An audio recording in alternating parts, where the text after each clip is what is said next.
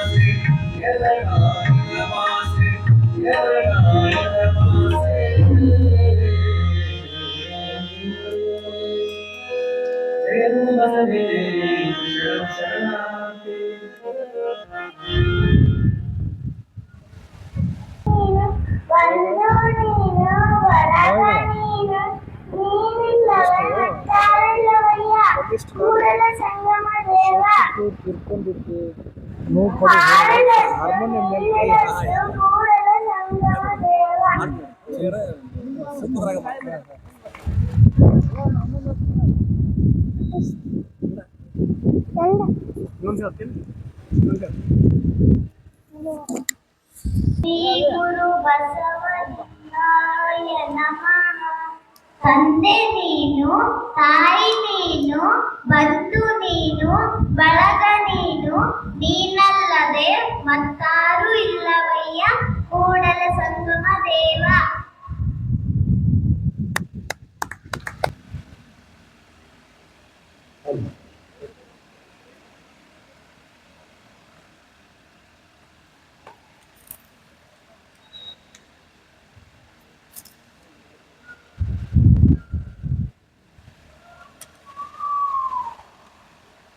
ಶಬ್ದಕ್ಕೆ ನಾಚಿದೊಡೆಂತೆಯ ಶ್ರೀ ಚೆನ್ನ ಮಲ್ಲಿಕಾರ್ಜುನ ಲೋಕದಲ್ಲಿ ಹುಟ್ಟಿದ ಬಳಿಕ ಸ್ಥಿತಿ ನಿಂದೆಗಳು ಬಂದರೆ ಮನದಲ್ಲಿ ಕೋಪವ ತಾಳದೆ ಸಮಾಧಾನಿಯಾಗಿರಬೇಕು.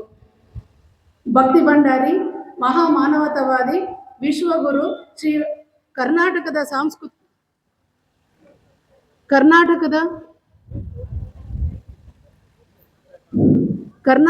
ಸಾಂಸ್ಕೃತಿಕ ನಾಯಕ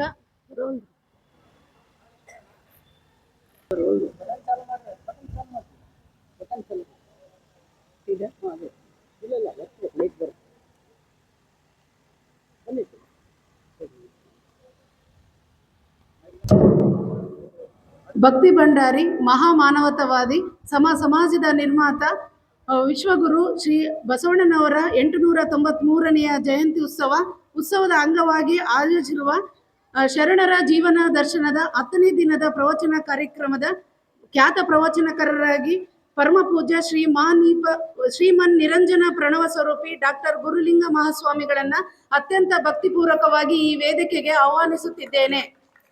ಅದೇ ರೀತಿ ಈ ವೇದಿಕೆಯ ಈ 10ನೇ ದಿನದ ಕಾರ್ಯಕ್ರಮದ ಈ 10ನೇ ದಿನದ ಅಧ್ಯಕ್ಷತೆಯನ್ನು ವಹಿಸಿರುವ ಶರಣೆ ಶ್ರೀ ಸುನಂದಮ್ಮ ಮಾಡಿಸಿರುವ ಸಿಂಧನೂರು ಅವರನ್ನ ಅತ್ಯಂತ ಭಕ್ತಿಪೂರ್ವಕವಾಗಿ ಈ ವೇದಿಕೆಗೆ ಆಹ್ವಾನಿಸುತ್ತಿದ್ದೇನೆ. ಹಾಗೂ ಈ ದಿನದ ದಾಸೋಹಿಗಳಾಗಿರುವ ಶರಣೆ ಶ್ರೀ ಗಂಗಮ್ಮ ಬಿಪಿ ಕುರುಕುಂದ ಅವರನ್ನ ಸಹ ಅತ್ಯಂತ ಭಕ್ತಿಪೂರ್ವಕವಾಗಿ ಈ ಸಭೆಗೆ ಆಹ್ವಾನಿಸುತ್ತಿದ್ದೇನೆ.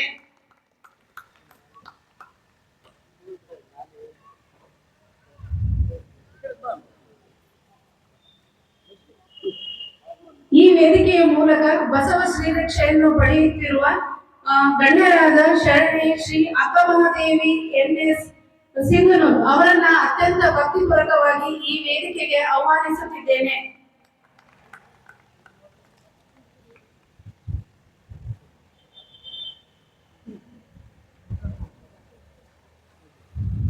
ಹಾಗೂ ಮತ್ತೋರ್ವ ಅತಿಥಿಗಳಾಗಿರುವ ಶರಣೆ ಶ್ರೀ ದೇವಿರಮ್ಮ ಮಾಜಿ ಅಧ್ಯಕ್ಷರು ನಗರಸಭೆ ಸಿಂಧನೂರು ಇವರನ್ನು ಸಹ ಅತ್ಯಂತ ಆತ್ಮೀಯವಾಗಿ ಈ ವೇದಿಕೆಗೆ ಆಹ್ವಾನಿಸುತ್ತಿದ್ದೇನೆ. ಅದೇ ರೀತಿ ಈ ವೇದಿಕೆಯ ಅತಿಥಿಗಳಾಗಿ ಆಗಮಿಸಿರುವ ಶರಣೆ ಶ್ರೀ ಡಾಕ್ಟರ್ ಪದ್ಮಾ ಪಾಟೀಲ್ ಅನ್ನದಾನೇಶ್ವರ ಆಸ್ಪತ್ರೆ ಸಿಂಧನೂರು ಇವರನ್ನು ಸಹ ಅತ್ಯಂತ ಗೌರವಪೂರ್ವಕವಾಗಿ ಈ ವೇದಿಕೆಗೆ ಆಹ್ವಾನಿಸುತ್ತಿದ್ದೇನೆ.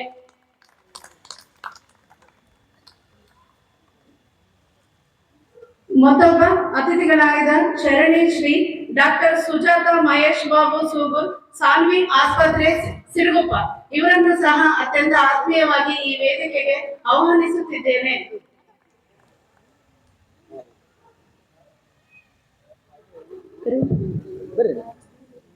ಮತ್ತೋರ್ವ ಅತಿಥಿಗಳಾಗಿರುವ ಶರಣೆ ಶ್ರೀ ದೇವಮ್ಮ ನವಲಿ ಕುರ್ಕುಂದ ಇವರನ್ನು ಸಹ ಅತ್ಯಂತ ಆತ್ಮೀಯವಾಗಿ ಈ ವೇದಿಕೆಗೆ ಆಹ್ವಾನಿಸುತ್ತಿದ್ದೇನೆ.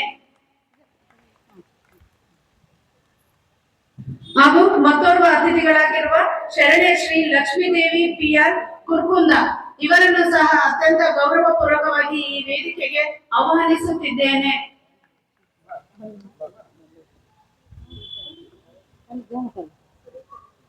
ಮತ್ತೋರ್ವ ಅತಿಥಿಗಳಾಗಿರುವ ಶರಣೆ ಶ್ರೀ ನೀಲಮಮ್ಮ ಒಗರ್ನಾಳ್ ಇವರನ್ನು ಸಹ ಅತ್ಯಂತ ಭಕ್ತಿಪೂರ್ವಕವಾಗಿ ಈ ವೇದಿಕೆಗೆ ಆಹ್ವಾನಿಸುತ್ತಿದ್ದೇನೆ. ಹಾಗೂ ಮತ್ತೋರ್ವ ಅತಿಥಿಗಳಾಗಿರುವ ಶರಣೆ ಶ್ರೀ ಮಲ್ಲಮ್ಮ ಪಾಟೀಲ್ ಶಿಕ್ಷಕರು ರೆಡ್ಡಿ ಶಾಲೆ ಸಿಂಧನೂರು ಇವರನ್ನು ಸಹ ಅತ್ಯಂತ ಆತ್ಮೀಯವಾಗಿ ಈ ವೇದಿಕೆಗೆ ಆಹ್ವಾನಿಸುತ್ತಿದ್ದೇನೆ. ಮತ್ತೋರ್ವ ಅತಿಥಿಗಳಾಗಿರುವ ಶರಣೆ ಶ್ರೀ ಬಸಮ್ಮ ತಾಳಿಕೋಟೆ ಸಿಂಧನೂರು ಇವರನ್ನು ಸಹ ಅತ್ಯಂತ ಆತ್ಮೀಯವಾಗಿ ಈ ವೇದಿಕೆಗೆ ಆಹ್ವಾನಿಸುತ್ತಿದ್ದೇನೆ.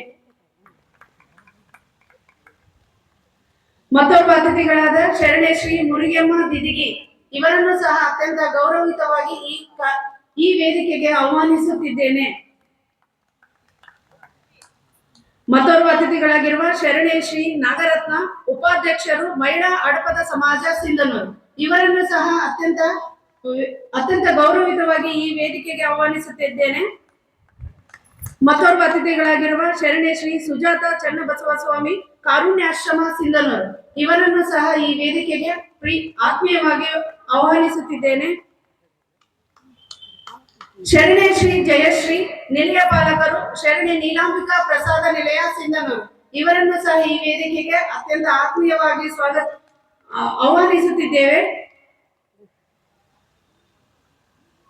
ಮತ್ತೋರ್ವ ನಗರಸಭಾ ಸಿಬ್ಬಂದಿಗಳಾಗಿರುವಂತಹ ಶರಣೆ ಶ್ರೀ ಅಕ್ಷತಾ ನಗರಸಭೆ ಸಿಬ್ಬಂದಿ ವರ್ಗ ಅವರನ್ನು ಮತ್ತು ಶರಣೆ ಶ್ರೀ ಮಮತಾ ನಗರಸಭೆ ಸಿಬ್ಬಂದಿ ವರ್ಗ ಅವರನ್ನು ಸಹ ಅತ್ಯಂತ ಪ್ರೀತಿಪೂರ್ವಕವಾಗಿ ಈ ವೇದಿಕೆಗೆ ಆಹ್ವಾನಿಸುತ್ತಿದ್ದೇನೆ.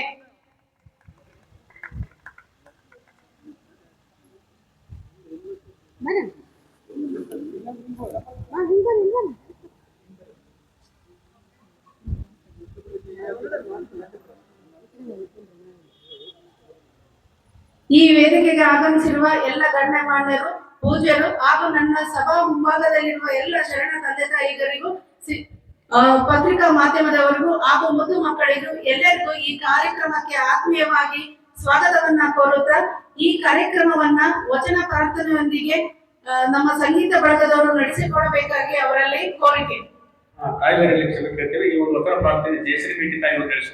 ಮಾಡುವರು ಉಳ್ಳವರು ಶಿವಾಲಯನ ಮಾಡುವರು.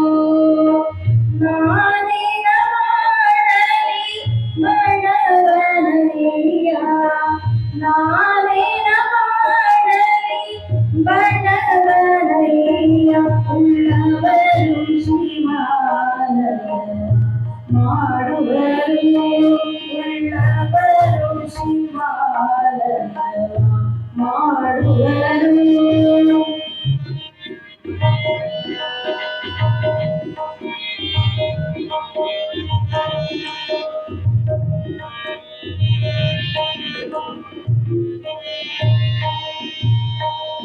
ಎಲ್ಲ ಕಾಲೇ ಕಮ್ಮ ದೇಹವೇ ಗುಣ, ಎಲ್ಲ ಕಾಲೇ ಕಮ್ಮ ದೇಹವೇ ಗುಣ, ಶಿರವೇ ಹೊನ್ನಿನ ಕಳಶವಯ್ಯ, ಶಿರವೇ ಹೊನ್ನಿನ ಕಳಶವಯ್ಯ. ಎಲ್ಲ ಕಾಲೇ ಕಮ್ಮ ದೇಹವೇ ಗುಣ, ಎನ್ನ ಕಾಲೇ ಕಮ್ಮ, ಎನ್ನ ಕಾಲೇ ಕಮ್ಮ ದೇಹವೇ ಗುಣ, ಶಿರವೇ ಹೊನ್ನಿನ ಕಳಶವಯ್ಯ, ಉಳ್ಳವರು ಶಿವಾಲಯ ಮಾಡುವರು ಉಳ್ಳವರು ಶಿವಾಲಯ ಮಾಡುವರು.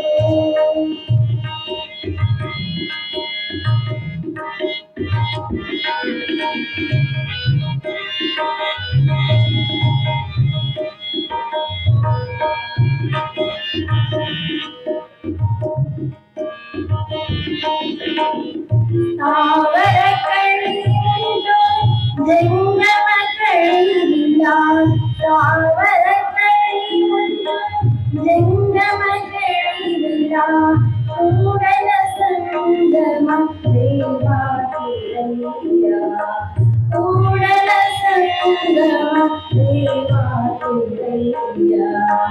ತಾವರ ಕಳಿಯುಂಟು ತಾವರ ಕಳಿಯುಂಟು ಜಂಗಮ ಕಳಿಯಿಲ್ಲ, ಕೂಡಲ ಸಂಗಮ ದೇವಾ ಕಿರಯ್ಯ, ಕೂಡಲ ಸಂಗಮ ಕೂಡಲ ಸಂಗಮ ಕೂಡಲ ಸಂಗಮ ದೇವಾ ಕಿರಯ್ಯ, ಉಳ್ಳವರು ಶಿವಾಲಯ ಮಾಡುವರು ಉಳ್ಳವರು ಶಿವಾಲಯ ಮಾಡುವರು. ನಾನೇನ ಮಾಡಲಿ ಬಡವನಯ್ಯ, ನಾನೇನ ಮಾಡಲಿ ಬಡವನಯ್ಯ, ಉಳ್ಳವರು ಶಿವಾಲಯ ಮಾಡುವರು ಮಾಡುವರು. ಇದರಲ್ಲಿ ಭಕ್ತಿಯ ಶರಣ ಶರಣರು. ಇಲ್ಲಿವರೆಗೂ ವಚನ ಪ್ರಾರ್ಥನೆಯನ್ನ ನಡೆಸಿಕೊಟ್ಟ ಶ್ರೀದೇವಿ ಅಕ್ಕನವರಿಗೆ ಶರಣು ಶರಣಾರ್ಥಿಗಳು. ಅಪ್ಪ ಬಸವಣ್ಣ ಕಾರ್ಯಕ್ರಮದ 11ನೇ ದಿನದ ಕಾರ್ಯಕ್ರಮದ ಸಾನ್ನಿಧ್ಯವನ್ನು ವಹಿಸಬೇಕಾಗಿರ್ತಕ್ಕಂಥ ಸಿದ್ಧಲಿಂಗ ಮಹಾಸ್ವಾಮಿಗಳು ಸುವರ್ಣ ಗಿರಿ ವಿರಕ್ತ ಮಠ ವಾಲ್ಬಳ್ಳಾರಿ ಅವರಿಗೆ ಶರಣುಗಳನ್ನು ತಿಳಿಸುತ್ತಾ ಮತ್ತು ಇಂದಿನ ಪ್ರವಚನಕಾರರಾಗಿರ್ತಕ್ಕಂಥ ಶರಣಶ್ರೀ ಗುರುಲಿಂಗ ಮಹಾಸ್ವಾಮಿಗಳು ಇವರಿಗೆ ಅನಂತ ಶರಣುಗಳೊಂದಿಗೆ ಸ್ವಾಗತವನ್ನು ಕೋರುತ್ತಿದ್ದೇನೆ. ಇವರಿಗೆ ಅಲಗನೂರು ಅಮರೇಶ್ ಪತ್ರಕರ್ತರು ಇವರು ಬಂದು ಗ್ರಂಥ ಪುಷ್ಪಾರ್ಪಣವನ್ನು ನೀಡಬೇಕಾಗಿ ವಿನಂತಿಸಿಕೊಳ್ಳುತ್ತಿದ್ದೇನೆ.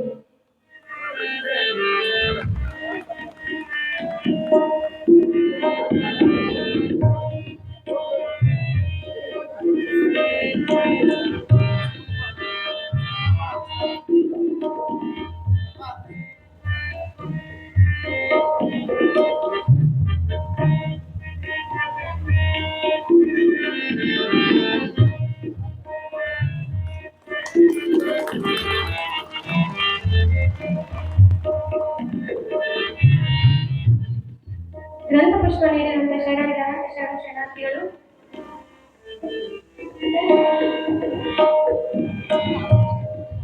ಅಣ್ಣ ಸಂಗೀತ ವಾದ್ಯದಲ್ಲಿ ಕೂಡ ನಿಮಗೆ ಗ್ರಂಥ ಪುಷ್ಪವನ್ನು ನೀಡಬೇಕು.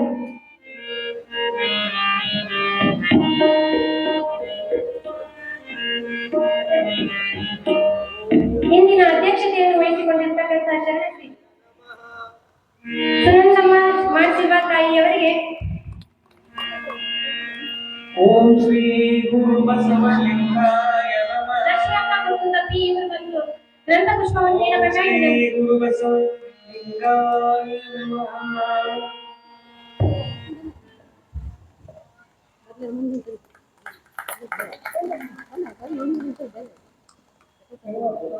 ಇಂದಿನ ದಾಸೋಹಿಗಳಾಗಿರ್ತಕ್ಕಂಥ ಶರಣಶ್ರೀ ಗಂಗಮ್ಮ ಪಿ ವಿ ಗುರುಕುಂದ ಇವರಿಗೆ ಅನಂತ ಶರಣಗಳೊಂದಿಗೆ ಸ್ವಾಗತವನ್ನು ಕೋರುತ್ತಿದ್ದೇನೆ. ಇವರಿಗೆ ಅನ್ನಮ್ಮ ತಿರಿಗಾಳ್ ಇವರು ಬಂದು ದಂತ ಪುಷ್ಪವನ್ನು ನೀಡಬೇಕಾಗಿ ಅವರಿಗೆ ಕೇಳಿಕೊಳ್ಳುತ್ತಿದ್ದೇನೆ. ಓಂ ಶ್ರೀ ಗುರು ಬಸವಲಿಂಗಾಯ ನಮಃ.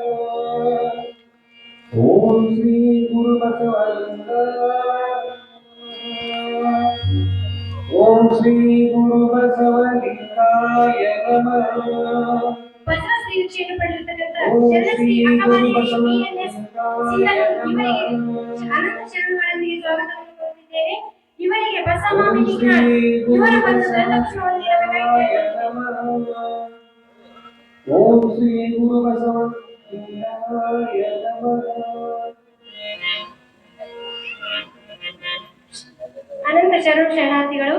ಶರಣೆ ಶ್ರೀ ದೇವಿರಮ್ಮ ಮಾಜಿ ಅಧ್ಯಕ್ಷರು ನಗರಸಭೆ ಸಿಂಧನೂರು ಇವರಿಗೆ ಅನಂತ ಶರಣುಗಳೊಂದಿಗೆ ಸ್ವಾಗತವನ್ನು ಕೋರುತ್ತಾ ಇವರಿಗೆ ಜೀವಮ್ಮ ಬೀರನಗೌಡ ಇವರು ಬಂದು ದಂತ ಪುಷ್ಪವನ್ನು ನೀಡಬೇಕಾಗಿ ಕೇಳಿಕೊಳ್ಳುತ್ತೇನೆ. ಓಂ ಶ್ರೀ ಗುರು ಬಸವಲಿಂಗಾಯ ನಮಃ. ಓಂ ಶ್ರೀ ಗುರು ಬಸವಲಿಂಗಾಯ ನಮಃ.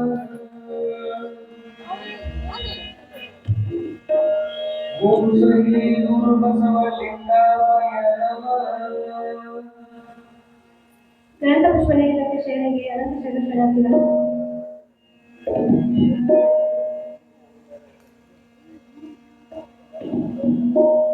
ಓಂ ಶ್ರೀ ಗುರು ಬಸವಲಿಂಗಾಯ ನಮಃ. ಶರಣೆ Shri doctor Sujata medical doctor Padma ಇವರಿಗೆ ಅನಂತ ಶರಣಗಳೊಂದಿಗೆ ಸ್ವಾಗತವನ್ನು ಕೋರುತ್ತಿದ್ದೇನೆ. ಇವರಿಗೆ ಗ್ರಂಥ ಪುಷ್ಪವನ್ನು ನೀಡಲು ಜ್ಯೋತಿ ಸಂಗನಗೌಡ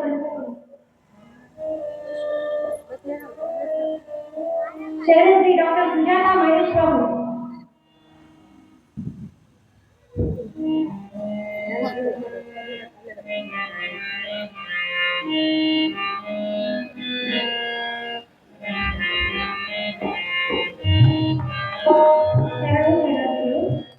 ಡಾಕ್ಟರ್ ಸುಜಾತಾ ಮಹೇಶ್ ಬಾಬು ಸಾಂಗ್ಲಿ ಆಸ್ಪತ್ರೆ ತಿರುಗುಪ್ಪ ಇವರಿಗೆ ಅನಂತ ಶರಣಗಳೊಂದಿಗೆ ಸ್ವಾಗತವನ್ನು ಕೋರುತ್ತಿದ್ದೇನೆ. ಇವರಿಗೆ ಶಾಂತಾ ಕುಮಾರ್ ಇವರ ಒಂದು ದಂಡ ಪುಷ್ಪವನ್ನು ನೀಡಬೇಕಾಗಿದ್ದಾರೆ.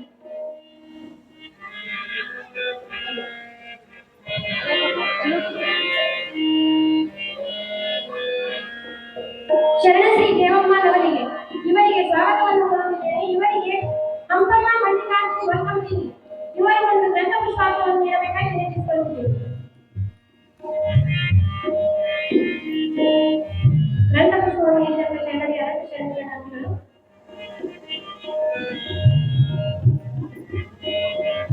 ಹಂಪಮ್ಮ ಶಾಂತಾ ಕುಮಾರ್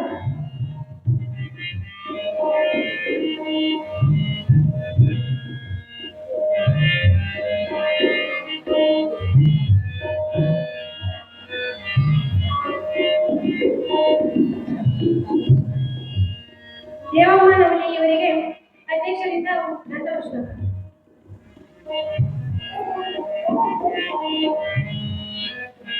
ಗ್ರಂಥ ಪುಷ್ಪ ನೀಡಿದಂತೆ ಶರಣರಿಗೆ ಶರಣಾರ್ಥಿಗಳು.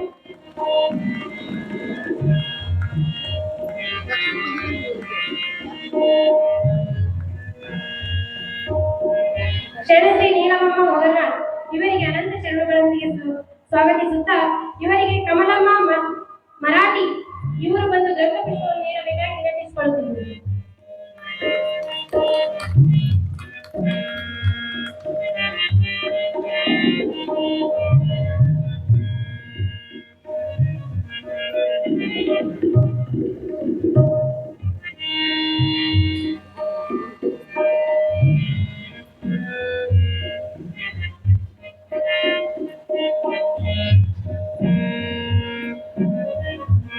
ಶರಣಶ್ರೀ ಮಲ್ಲಮ್ಮ ಪಾಟೀಲ್ ಶಿಕ್ಷಕರು ರೆಡ್ಡಿ ಶಾಲೆ ಸಿಂಧನೂರು ಇವರಿಗೆ ಅನಂತ ಶರಣಗಳೊಂದಿಗೆ ಸ್ವಾಗತವನ್ನು ಕೋರುತ್ತಾ ಇವರಿಗೆ ಶ್ರೀದೇವಿ ಚಿಂಚತ್ತಿ ಇವರು ಒಂದು ದಂಡ ಪುಷ್ಪವನ್ನು ನೀಡಬೇಕಾಗಿ ಗ್ರಂಥಪುಷ್ಪವನ್ನು ನೀಡಿದಂತೆ ಶರಣರಿಗೆ ಅನಂತ ಶರಣಾರ್ಥಿಗಳು. ಶ್ರೀದೇವಿ ಚಿಂತನೆ.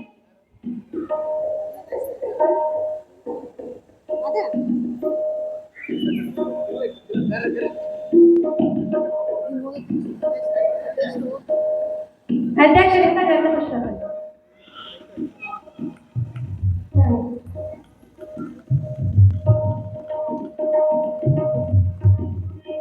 ಶರಣ ಶ್ರೀ ಬಸಮ್ಮ ತಾಳಿಕೋಟ್ ಸಿಂಗನೂರು ಇವರಿಗೆ ಅನಂತ ಶರಣಗಳೊಂದಿಗೆ ಸ್ವಾಗತವನ್ನು ಕೋರುತ್ತಾ ಇವರಿಗೆ ರೇಖಾ ಮಾಡಿಸಿದ ಗ್ರಂಥಪುಷ್ಪವನ್ನು ನೀಡಬೇಕಾಗಿ ವಿನಂತಿಸಿಕೊಳ್ಳುತ್ತಿದ್ದೇನೆ.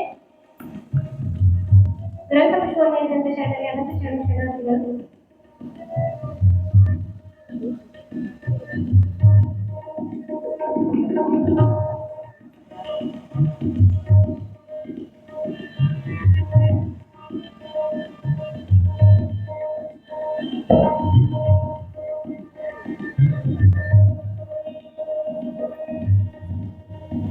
ಶರಣ ಶ್ರೀ ಮುನಿಗಮ್ಮ ದಿದಿಗೆ ಇವರಿಗೆ ಅನಂತ ಶರಣಗಳೊಂದಿಗೆ ಸ್ವಾಗತವನ್ನು ಕೋರುತ್ತಾ ಇವರಿಗೆ ಕಾಮಾಕ್ಷಿ ಮಾನ್ವಿ ಇವರು ಬಂದು ಗ್ರಂಥಪುಷ್ಪವನ್ನು ನೀಡಬೇಕಾಗಿ ವಿನಂತಿಸಿಕೊಳ್ಳುತ್ತಿದ್ದೇನೆ.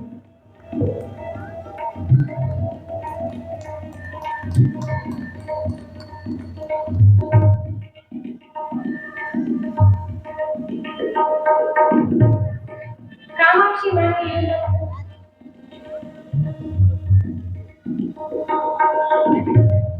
ಶರಣ ಶ್ರೀ ಸುಜಾತ ಚನ್ನಬಸವ ಸ್ವಾಮಿ ಕಾರುಣ್ಯಾಶ್ರಮ ಸಿಂಗನೂರು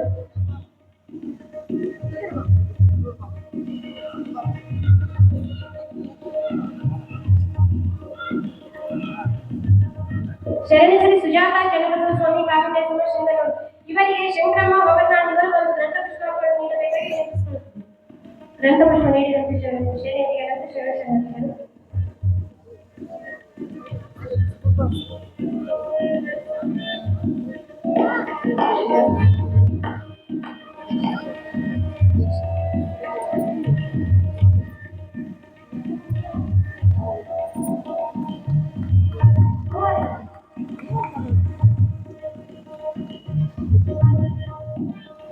ಗ್ರಂಥಪುಷ್ಪವನ್ನು ನೀಡಿದ ಶರಣಾರ್ಥಿಗಳು.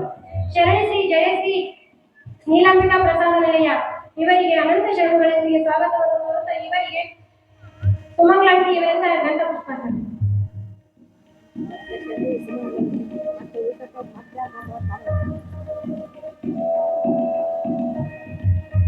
ಶರಣ ಶ್ರೀ ಅಕ್ಷತಾ ನಗರಸಭೆ ಸಿಂಗನೂರು ನಗರಸಭೆ ಸಿಬ್ಬಂದಿ ವರ್ಗ ಇವರಿಗೆ ಅನಂತ ಶರಣಗಳೊಂದಿಗೆ ಸ್ವಾಗತವನ್ನು ಕೋರುತ್ತಾ ಇವರಿಗೆ ಲತಾಕ್ ಅವರು ಗ್ರಂಥಪುಷ್ಪವನ್ನು ನೀಡಬೇಕಾಗಿ ವಿನಂತಿಸಿದರು.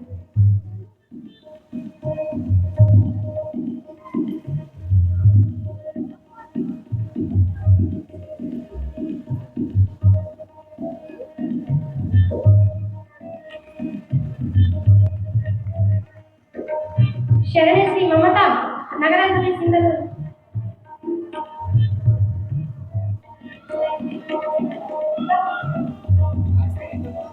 ಇವರಿಗೆ ಅನಂತ ಶರಣಗಳೊಂದಿಗೆ ಸ್ವಾಗತವನ್ನು ಕೋರುತ್ತಾ ಇವರಿಗೆ ಅಂಬಮ್ಮ ಸೌದಿ ಇವರು ಮತ್ತು ಗ್ರಂಥಪುಷ್ಪಗಳನ್ನು ನೀಡಬೇಕಾಗಿ ವಿನಂತಿಸಿಕೊಳ್ಳುತ್ತಿದ್ದೇನೆ.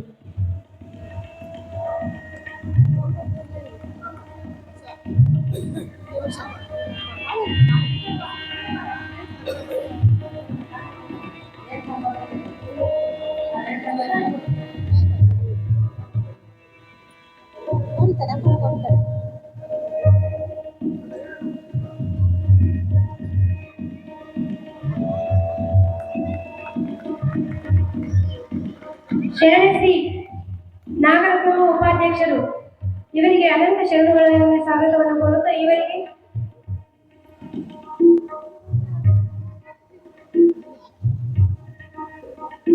ಅಧ್ಯಕ್ಷರಿಂದ ಗ್ರಂಥಪುಷ್ಪವನ್ನು ಇಲ್ಲಿ ನೆರೆದಿರ್ತಕ್ಕಂಥ ಎಲ್ಲ ಶರಣ ತಂದೆ ತಾಯಿಗಳು ಮುದ್ದು ಮಕ್ಕಳು ಮತ್ತು ಎಲ್ಲ ಶರಣರು ಅನಂತ ಶರಣಗಳೊಂದಿಗೆ ಸ್ವಾಗತವನ್ನು ಕೋರುತ್ತಿದ್ದೇನೆ. ಎಲ್ಲರಿಗೂ ಮತ್ತೊಮ್ಮೆ ಶರಣಾರ್ಥಿಗಳು.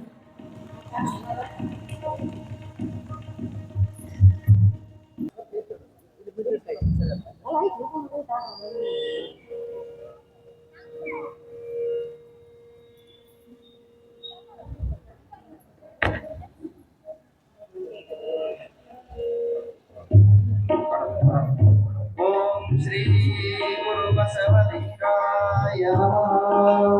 ಓಂ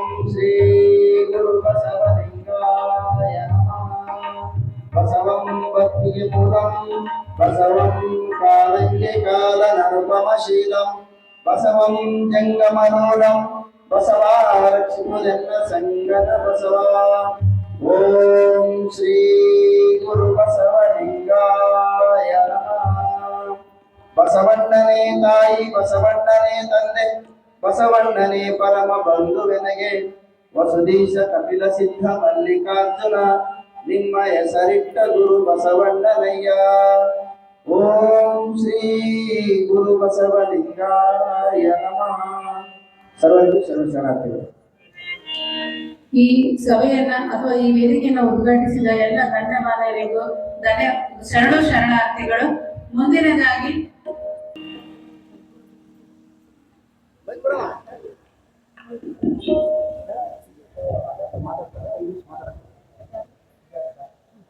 ಓಂ ಶ್ರೀ ಗುರು ಬಸವಲಿಂಗಾಯ ನಮಃ. ಅಯ್ಯ ಎನಗೆ ವಿಭೂತಿಯೇ ಕುಲದೈವ, ಅಯ್ಯ ಎನಗೆ ವಿಭೂತಿಯೇ ಮನೆದೈವ, ಅಯ್ಯ ಎನಗೆ ವಿಭೂತಿಯೇ ಸರ್ವಸಿದ್ಧಿ, ಅಯ್ಯ ಎನಗೆ ವಿಭೂತಿಯೇ ಸರ್ವವಶ್ಯ, ಅಯ್ಯ ಕೂಡಲ ಚನ್ನ ಸಂಗಮ ದೇವಯ್ಯ ಶ್ರೀ ಮಹಾವಿಭೂತಿ ಎಂಬ ಪರಂ ಜ್ಯೋತಿ ನೀವಾದಿರಾಗಿ ಎನಗೆ ಶ್ರೀ ವಿಭೂತಿಯೇ ಸರ್ವ ಸಾಧನವಯ್ಯ. ಓಂ ಶ್ರೀ ಗುರು ಬಸವಲಿಂಗಾಯ ನಮಃ. ಓಂ ಶ್ರೀ ಗುರು ಬಸವಲಿಂಗಾಯ ನಮಃ. ನೀರಿಂಗೆ ನೈದಿಲೆಯ ಶೃಂಗಾರ, ಗಗನಕ್ಕೆ ಚಂದ್ರಮನೆ ಶೃಂಗಾರ, ನಾರಿಗೆ ಗುಣವೇ ಶೃಂಗಾರ, ನಮ ಕೂಡಲ ಸಂಗನ ಶರಣರ ನೊಸಲಿಗೆ ಶ್ರೀ ವಿಭೂತಿಯೇ ಶೃಂಗಾರ. ಓಂ ಶ್ರೀ ಗುರು ಬಸವಲಿಂಗಾಯ ನಮಃ. ಓಂ ಶ್ರೀ ಗುರು ಬಸವಲಿಂಗಾಯ ನಮಃ. ಧನ್ಯವಾದಗಳು.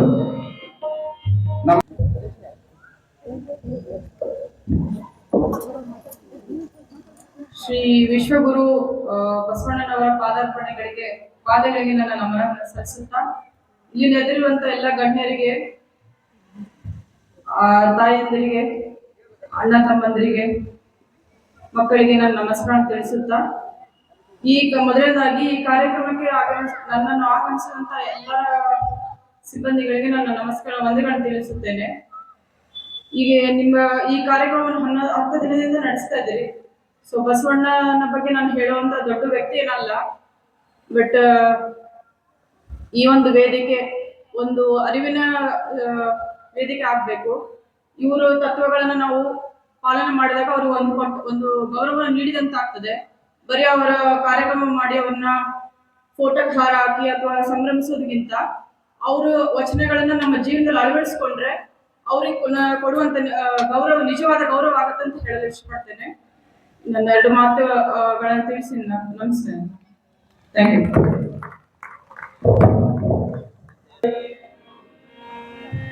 ಶರಣು ಶರಣಾರ್ಥಿ, ಶರಣು ಶರಣಾರ್ಥಿ, ಶರಣು ಶರಣಾರ್ಥಿ, ಶರಣು ಶರಣಾರ್ಥಿ. ಬಸವಂ ಭಕ್ತಿಗೆ ಮೂಲಂ ಬಸವಂ ಕಾಲಂಗೆ ಕಾಲನನುಪಮಶೀಲಂ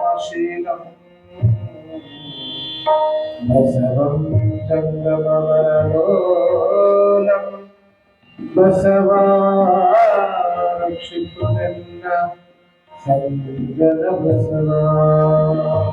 ಬಸವ ರಕ್ಷಿಸುದೆನ್ನ ಸಂಗದ ಬಸವ.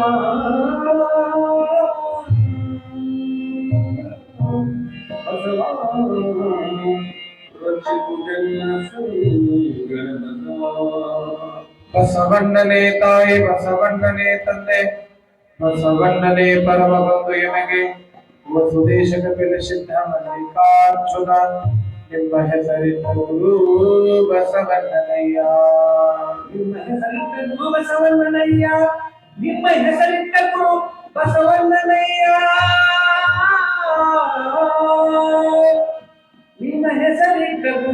ಬಸವಣ್ಣಯ್ಯ ನಿಮ್ಮ ಹೆಸರಿಟ್ಟ ಗುರು ಬಸವಣ್ಣಯ್ಯ.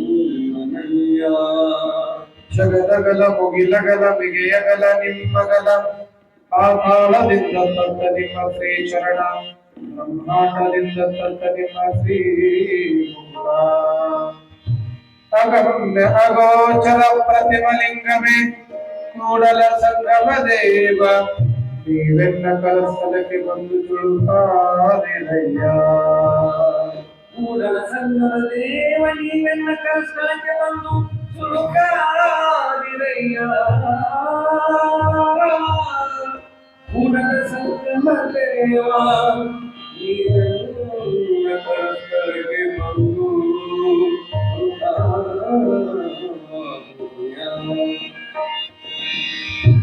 ಜಯ ಗುರು ಬಸವೇಶ ಶರಣು ಶರಣಾರ್ಥಿ. ಜಯ ಗುರು ಬಸವೇಶ ಶರಣು ಶರಣಾರ್ಥಿ. ಜಯ ಗುರು ಬಸವ ಜಯ ಗುರು ಬಸವ ಜಯ ಗುರು ಬಸವ ಜಯ ಗುರು ಬಸವ ಜಯ ಗುರು ಬಸವ ಜಯ ಗುರು ಬಸವ ಜಯ ಗುರು ಬಸವ ಜಯ ಗುರು ಬಸವ ಜಯ ಗುರು ಬಸವ ಜಯ ಗುರು ಬಸವ ಜಯ ಗುರು ಬಸವ ಜಯ ಗುರು ಬಸವ ಜಯ ಗುರು ಬಸವ ಜಯ ಗುರು ಬಸವ ಶಿವನೇ ಬಸವ ಬಸವ ಶಿವನೇ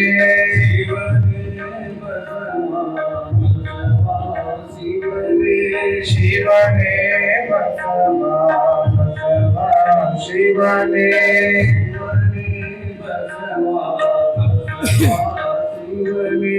ಶಿವನೇ ಬಸವ ಬಸವ ಶಿವನೇ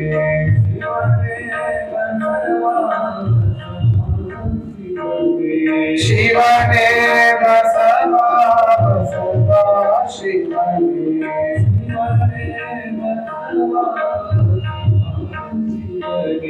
ಶ್ರೀ ಗುರು ಬಸವ ಲಿಂಗಾಯ ನಮಃ.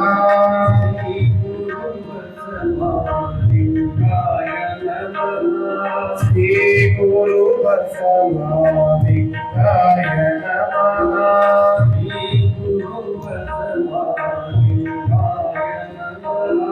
ಶ್ರೀ ಗುರು ಬಸವ ಲಿಂಗಾಯ ನಮಃ.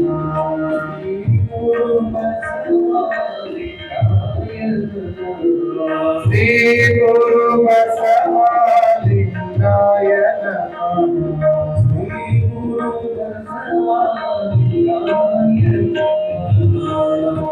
ಜಯ ಗುರು ಬಸವ ಜಯ ಗುರು ಬಸವ ಜಯ ಗುರು ಬಸವ ಜಯ ಗುರು ಬಸವ ಹೃದಯ ತುಂಬಿ ಹೇಳಬೇಕು. ಜಯ ಗುರು ಬಸವ ಜಯ ಗುರು ಬಸವ ಎತ್ತಿ ಕೈ ಎತ್ತಿ ಜಯ ಗುರು ಬಸವ ಜಯ ಗುರು ಬಸವ ಜಯ ಗುರು ಬಸವ ಜಯ ಗುರು ಬಸವ ಜಯ ಗುರು ಬಸವ ಜಯ ಗುರು ಬಸವ ಜಯ ಗುರು ಬಸವ ಜಯ ಗುರು ಬಸವ ಜಯ ಗುರು ಬಸವ ಜಯ ಗುರು ಬಸವ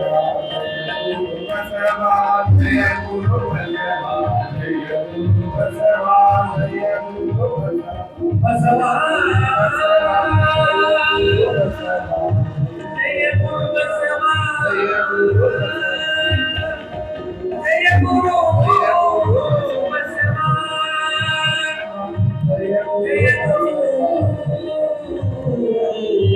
ಗುರು ಬಸವ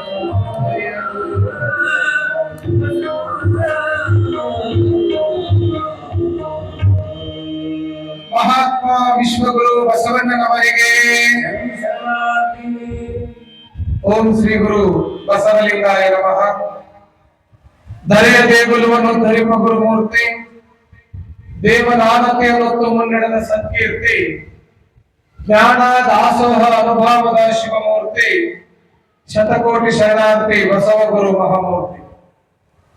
ಪ್ರಾತಸ್ಮರಣರಾಗಿರ್ತಕ್ಕಂಥ ಬಸವಾದಿ ಶಿವ ಶರಣರನ್ನ, ವಿಶ್ವದ ಎಲ್ಲ ಮಹಾದಾರ್ಶನಿಕರನ್ನ ಸ್ಮರಣೆ ಮಾಡಿ, ಜಂಗಮ ಜ್ಯೋತಿ ಮಹಾತಪಸ್ವಿ ಲೋಕಪೂಜ್ಯರಾದ ಅತನಿಯ ಮುರುಗೇಂದ್ರ ಮಹಾಶಿವಗಳವರನ್ನ, ಒಳಬಳ್ಳಾರಿಯ ಚನ್ನಬಸವ ತಾತನವರನ್ನ, ಧಾರವಾಡದ ಮೃತ್ಯುಂಜಯ ಮಹಾಂತಪ್ಪಗಳನ್ನ ಆರಾಧ್ಯ ಗುರುವರನ್ನ ಬಡದಲ್ಲಿ ಧ್ಯಾನಿಸಿಕೊಂಡು ನಿತ್ಯವೂ ಕೂಡ ಸಂಗೀತ ಸೇವೆ ನೀಡತಕ್ಕಂಥ ಪ್ರೀತಿಯ ಸಂಗೀತ ಕಲಾ ಬಳಗವೇ, ಪ್ರವಚನವನ್ನು ಆಲಿಸಲಿಕ್ಕೆ ಆಗಮಿಸಿರ್ತಕ್ಕಂತಹ ಎಲ್ಲ ಶರಣ ತಂದೆ ತಾಯಿಗಳೇ, ಶಿವಾರ್ಥಿಗಳೇ, ದಾಸೋಹಿಗಳೇ, ಮಾಧ್ಯಮದ ಮಿತ್ರರೇ, ಮುದ್ದು ಮಕ್ಕಳೇ, ಅವರಿವರೆನ್ನದೇ ಎಲ್ಲರಂತ ಆತ್ಮಕ್ಕೆ ಭಕ್ತಿಯಿಂದ ಶರಣವು ಶರಣಾರ್ಥಿಗಳು. ವಿಶೇಷವಾಗಿ ಇವತ್ತಿನ ದಿನ ವೇದಿಕೆ ಮೇಲೆ ತಾಯಂದರಿಗೆ ಗೌರವವನ್ನು ಸಲ್ಲಿಸತಕ್ಕಂಥ ವೇದಿಕೆ ಇದಾಗಿದೆ. ಬಹುಶಃ ಎಲ್ಲ ತಾಯಂದಿರನ್ನ ನೋಡಿದಾಗ ನನಗೆ ಹಿಂಗ ಅನಿಸ್ತಲ್ಲ, ಗುಡ್ಡಾಪುರದ ದಾನಮ್ಮ ದೇವಿ, ಕಲ್ಯಾಣಮ್ಮ, ಸಜ್ಜಲಗುಡ್ಡದ ಶರಣಮ್ಮ, ಎಲ್ಲಾ ಶರಣೆಯರು ಎಲ್ಲಿದ್ರಪ್ಪ ಅಂತಂದ್ರ ಇವತ್ತು ಶಂಕರೂರಿನ ಬಸವ ವೇದಿಕೆ ಮೇಲೆ ಕಂಡುಕೊಳ್ತಾ ಇದ್ರು ಅಂತಕ್ಕಂಥ. ಭಾರತ ದೇಶದ ಸಂಸ್ಕೃತಿ, ಪರಂಪರೆ, ಇತಿಹಾಸನೇ ಅಂತ. ಹೀಗಾಗಿ ಈ ದೇಶವನ್ನ ತಾಯಿಗೆ ಹೋಲಿಸ್ತಾರೆ, ಮಹಿಳೆಗೆ ಹೋಲಿಸ್ತಾರೆ. ಭರತನ ದೇಶವನ್ನ ಭರತ್ ಪಿತಾ ಕಿ ಜೈ ಅಂತ ಕರೀಲಿಲ್ಲ, ಭಾರತ್ ಮಾತಾ ಕಿ ಜೈ ಅಂತ ಕರೆದ್ರು, ತಾಯಿಗೆ ಹೋಲಿಸ್ತಕ್ಕಂಥ.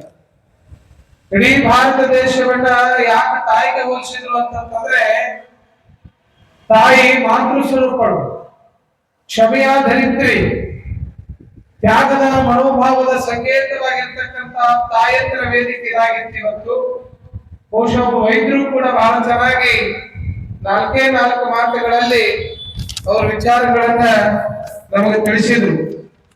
ಜೊತೆಗೆ ಇವತ್ತಿನ ಈ ಕಾರ್ಯಕ್ರಮದಲ್ಲಿ ಈ ಭಾಗದ ಜನಪ್ರಿಯ ನಾಯಕರಾಗಿರ್ತಕ್ಕಂತಹ ಮಾಜಿ ಸಚಿವರಾದಂತಹ ಶರಣಶ್ರೀ ವೆಂಕಟರಾವ್ ನಾಡಗೌಡರು ಸಾಹೇಬರು ಕೂಡ ಇವತ್ತಿನ ಕಾರ್ಯಕ್ರಮದಲ್ಲಿ ಪಾಲ್ಗೊಂಡಿದ್ದಾರೆ. ಅವರಿಗೊಂದು ಜೋರಾದ ಚಪ್ಪಾಳೆಯನ್ನು ತಟ್ಟಿ ಈ ಕಾರ್ಯಕ್ರಮಕ್ಕೆ ತುಂಬು ಹೃದಯದಿಂದ ಅವರನ್ನ ಸ್ವಾಗತ ಕೋರೋಣ.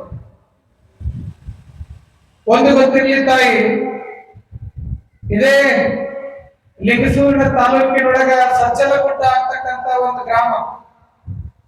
ಬಹುಶಃ ಕಂಬಳಿಹಾಳ, ಸಜ್ಜಲಗುಡ್ಡ ಅಕ್ಕಪಕ್ಕದ ಊರುಗಳವೆಲ್ಲ. ಅಲ್ಲೊಬ್ಬ ಮಹಾ ಶಿವಶರಣಾಗಿ ಹೋಗ್ತಾಳೆ. ಯಾಕೆ ಈ ಮಾತನ್ನ ಇವತ್ತು ಈ ಸಂದರ್ಭಕ್ಕೆ ತಗೊಂಡೆ ಅಂದ್ರೆ, ತಾಯಂದಿರ ನೋಡಿದಾಗ ಸಜ್ಜಲಗುಡ್ಡದ ಶರಣಮ್ಮ ನನಗ ಕೆಲವೇ ವರ್ಷಗಳ ಹಿಂದೆ ಲಿಂಗೈಕ್ಯರಾಗಿರ್ತಕ್ಕಂಥವಳು ತಾಯಿ. ಸಜ್ಜಲಗುಡ್ಡದ ಶರಣಮ್ಮ ಅಂತಂದ್ರೆ ಹಾಲು ಮತದಲ್ಲಿ ಹುಟ್ಟಿರ್ತಕ್ಕಂಥ ಮಹಾತಾಯಿ. ಇದೇ ಕುಷ್ಟಗಿ ತಾಲೂಕಿನ ಮುದೇನೂರು ಅಂತಕ್ಕಂಥ ಒಂದು ಊರು. ಆ ಊರಿನೊಳಗ ಕುರುಬ ಸಮಾಜದ ಒಂದು ಸಮಾಜದಲ್ಲಿ ಹುಟ್ಟಿರ್ತಕ್ಕಂಥವಳೇ ಈ ಶರಣಮ್ಮ. ಮೊದಲ ತಾಯಿ ಹೆಸರು ಏನು ಅಂತಂದ್ರೆ ಯಮನಮ್ಮ. ಆಕೆ ಹೆಸರು ಯಮನಮ್ಮ. ಬಾಲ್ಯದೊಳಗನೆ ಲಿಂಗವನ್ನ ಕಟ್ಕೊಳ್ಬೇಕು, ನಾನು ಕೂಡ ಸದಾಚಾರಿ ಆಗಬೇಕು, ಲಿಂಗಾಚಾರಿ ಆಗಬೇಕು, ವಿಭೂತಿಯನ್ನ ಹಚ್ಕೊಳ್ಬೇಕು, ರುದ್ರಾಕ್ಷಿ ಧರಿಸ್ಕೊಳ್ಬೇಕು, ಲಿಂಗ ದೀಕ್ಷೆಯನ್ನು ಪಡೆದು ನಾನು ಕೂಡ ಲಿಂಗ ಪೂಜೆಯನ್ನು ಮಾಡಬೇಕು ಅಂತಕ್ಕಂಥ ಕನಸು ಯಾರಾಗಿತ್ತು? ಯಮನಮ್ಮ ಅಂತಕ್ಕಂಥ ಆ ಬಾಲಕಿನಾಗಿತ್ತು. ಆ ಯಮನಮ್ಮನ ಕನಸಿನಂತೆ, ಬಹುದಿನದ ಆಸೆಯಂತೆ ಬಾಲ್ಯದೊಳಗ 15-16ನೇ ವಯಸ್ಸಿನೊಳಗ ಬಹಳ ಸುಂದರಾಂಗಿನಿ ಆಗಿರ್ತಕ್ಕಂತಹ ಯಮನಮ್ಮ ಅವಳಿಗೆ ತಕ್ಕ ಗುರುವಾಗಿ ಅದೇ ಕುಷ್ಟಗಿ ತಾಲೂಕಿನಲ್ಲಿ ಬರ್ತಕ್ಕಂತಹ ಒಂದು ಊರು ಗುಡದೂರು ಅಂತಕ್ಕಂತಹ ಒಂದು ಊರಿನಲ್ಲಿ ದೊಡ್ಡ ಬಸವಾರರು ಅಂತಕ್ಕಂಥ ಒಬ್ಬ ಶರಣರಾಗಿ ಹೋಗ್ತಾರೆ. ಏನವರ ಹೆಸರು? ದೊಡ್ಡ ಬಸವಾರರು. ಅದೇ ಕುಷ್ಟಗಿ ತಾಲೂಕಿನ ಗುಡದೂರು ಅಂತಕ್ಕಂಥ ಊರಿನ ದೊಡ್ಡ ಬಸವಾರರು ಅವರೇನು ಸನ್ಯಾಸಿಗಳಲ್ಲ, ಅವರು ಕೂಡ ಗೃಹಸ್ಥರೇ. ಆದ್ರೂ ಕೂಡ ಶತಸ್ಥಲಗಳನ್ನ, ಅಷ್ಟಾವರಣಗಳನ್ನ, ಪಂಚ ಆಚಾರಗಳನ್ನ ಬಲ್ಲವರಾಗಿದ್ರು. ಒಬ್ಬ ಶ್ರೇಷ್ಠ ಶರಣರಾಗಿದ್ರು, ಸದಾಚಾರಿಗಳಾಗಿದ್ರು. ಅಂತಹ ಗುಡುದೂರಿನ ದೊಡ್ಡ ಬಸವಾರರ ಹೆಸರಿಗೆ ತಕ್ಕಂಗೆ ದೊಡ್ಡ ಮನಸ್ಸುಳ್ಳವರಾಗಿದ್ರು. ಅಂತಹ ದೊಡ್ಡ ಬಸವಾರರ ಕಡೆಗೆ ಯಮನಮ್ಮ ಲಿಂಗ ದೀಕ್ಷೆಯನ್ನು ಪಡ್ಕೊಳ್ತಾಳೆ. ವಿದ್ಯೆ ಕಲಿಸದ ತಂದೆ, ಬುದ್ಧಿ ಹೇಳದ ಗುರು, ಬಿದ್ದಿರಲು ಬಂದು ನೋಡದ ತಾಯಿ, ಈ ಮೂವರು ಶುದ್ಧ ವೈರಿಗಳು, ಸರ್ವಜ್ಞ ಅನ್ನುವ ಹಾಗೆ ಬಹುಶಃ ಗೊತ್ತಿರ್ಲಿ, ಬುದ್ಧಿ ಕಲಿಸ್ತಕ್ಕಂಥ ಶಕ್ತಿ ಇರೋದು ಗುರುವಿಗೆ ಮಾತ್ರ. ಹೀಗಾಗಿ ಜೀವನದೊಳಗೆ ಒಬ್ಬ ಶ್ರೇಷ್ಠ ಗುರು ಸಿಗ್ಬೇಕಂತ ಇವತ್ತು ನಾವು ಈ ಸಮಾಜದೊಳಗ ಗುರು ಅಂತಕ್ಕಂಥ ಶಬ್ದ ಬಂದ ತಕ್ಷಣ ನೆನಪು ಮಾಡ್ಕೊಳ್ಳೋದು, ರಾಮಕೃಷ್ಣ ಪರಮಹಂಸರನ್ನ ನೆನಪು ಮಾಡಿಕೊಂಡ್ರೆ ಶಿಷ್ಯರಾಗಿ ಸ್ವಾಮಿ ವಿವೇಕಾನಂದರನ್ನ ಗುರುತಿಸ್ತೇವೆ. ಗುರು ಅಂತಂದ್ರೆ ಸಿದ್ಧಾರೂಢರು ಅಂತಂದ್ರೆ ಶಿಷ್ಯರಾಗಿ ಗುರುನಾಥ ರೋಡ್ರನ್ನ ನೆನಪಿಸ್ಕೊಳ್ತೇವೆ. ಗುರು ಅಂತಂದ್ರೆ ಯಾವ ಈ ಸಮಾಜದೊಳಗೆ ಧಾರವಾಡದ ಮೃತ್ಯುಂಜಯ ಅಪ್ಪುಗಳು ಅಂತಂದ್ರ ಶಿಷ್ಯರಾಗಿ ಮಹಾನ್ ತಪ್ಪುಗಳನ್ನು ನಾವು ಸ್ಮರಣೆ ಮಾಡ್ಕೊಳ್ತೇವೆ. ಗುರು ಅಂತಂದ್ರ ಗೋವಿಂದ ಭಟ್ರನ್ನ ನೆನಪು ಮಾಡ್ಕೊಂಡ್ರ ಶಿಷ್ಯರಾಗಿ ಶಿಶುನಾಳ ಶರೀಫರನ್ನ ಹೆಂಗ್ ನೆನಪು ಮಾಡ್ಕೊಳ್ತೇವಲ್ಲ, ಹಂಗ ಜೀವನದೊಳಗ ಒಬ್ಬ ಗುರುವಿನ ಅವಶ್ಯಕತೆ ಇರ್ತದ. ಅಂತಹ ಗುರುವಾಗಿ ಬೋಧನೆ ಮಾಡ್ತಕ್ಕಂಥ ಗುರುಗಳು ಯಮನಮ್ಮನಿಗೆ ಯಾರು ಸಿಗ್ತಾರ ಅಂದ್ರೆ ದೊಡ್ಡ ಬಸವಾದಿ ಶರಣರು ಸಿಗ್ತಾರೆ. ಬಹುಶಃ ಅಂತಹ ದೊಡ್ಡ ಬಸವಾರಿಗಳು ಆ ಯಮನಮ್ಮನಿಗೆ ಲಿಂಗ ದೀಕ್ಷೆಯನ್ನು ಕೊಡ್ತಾರೆ.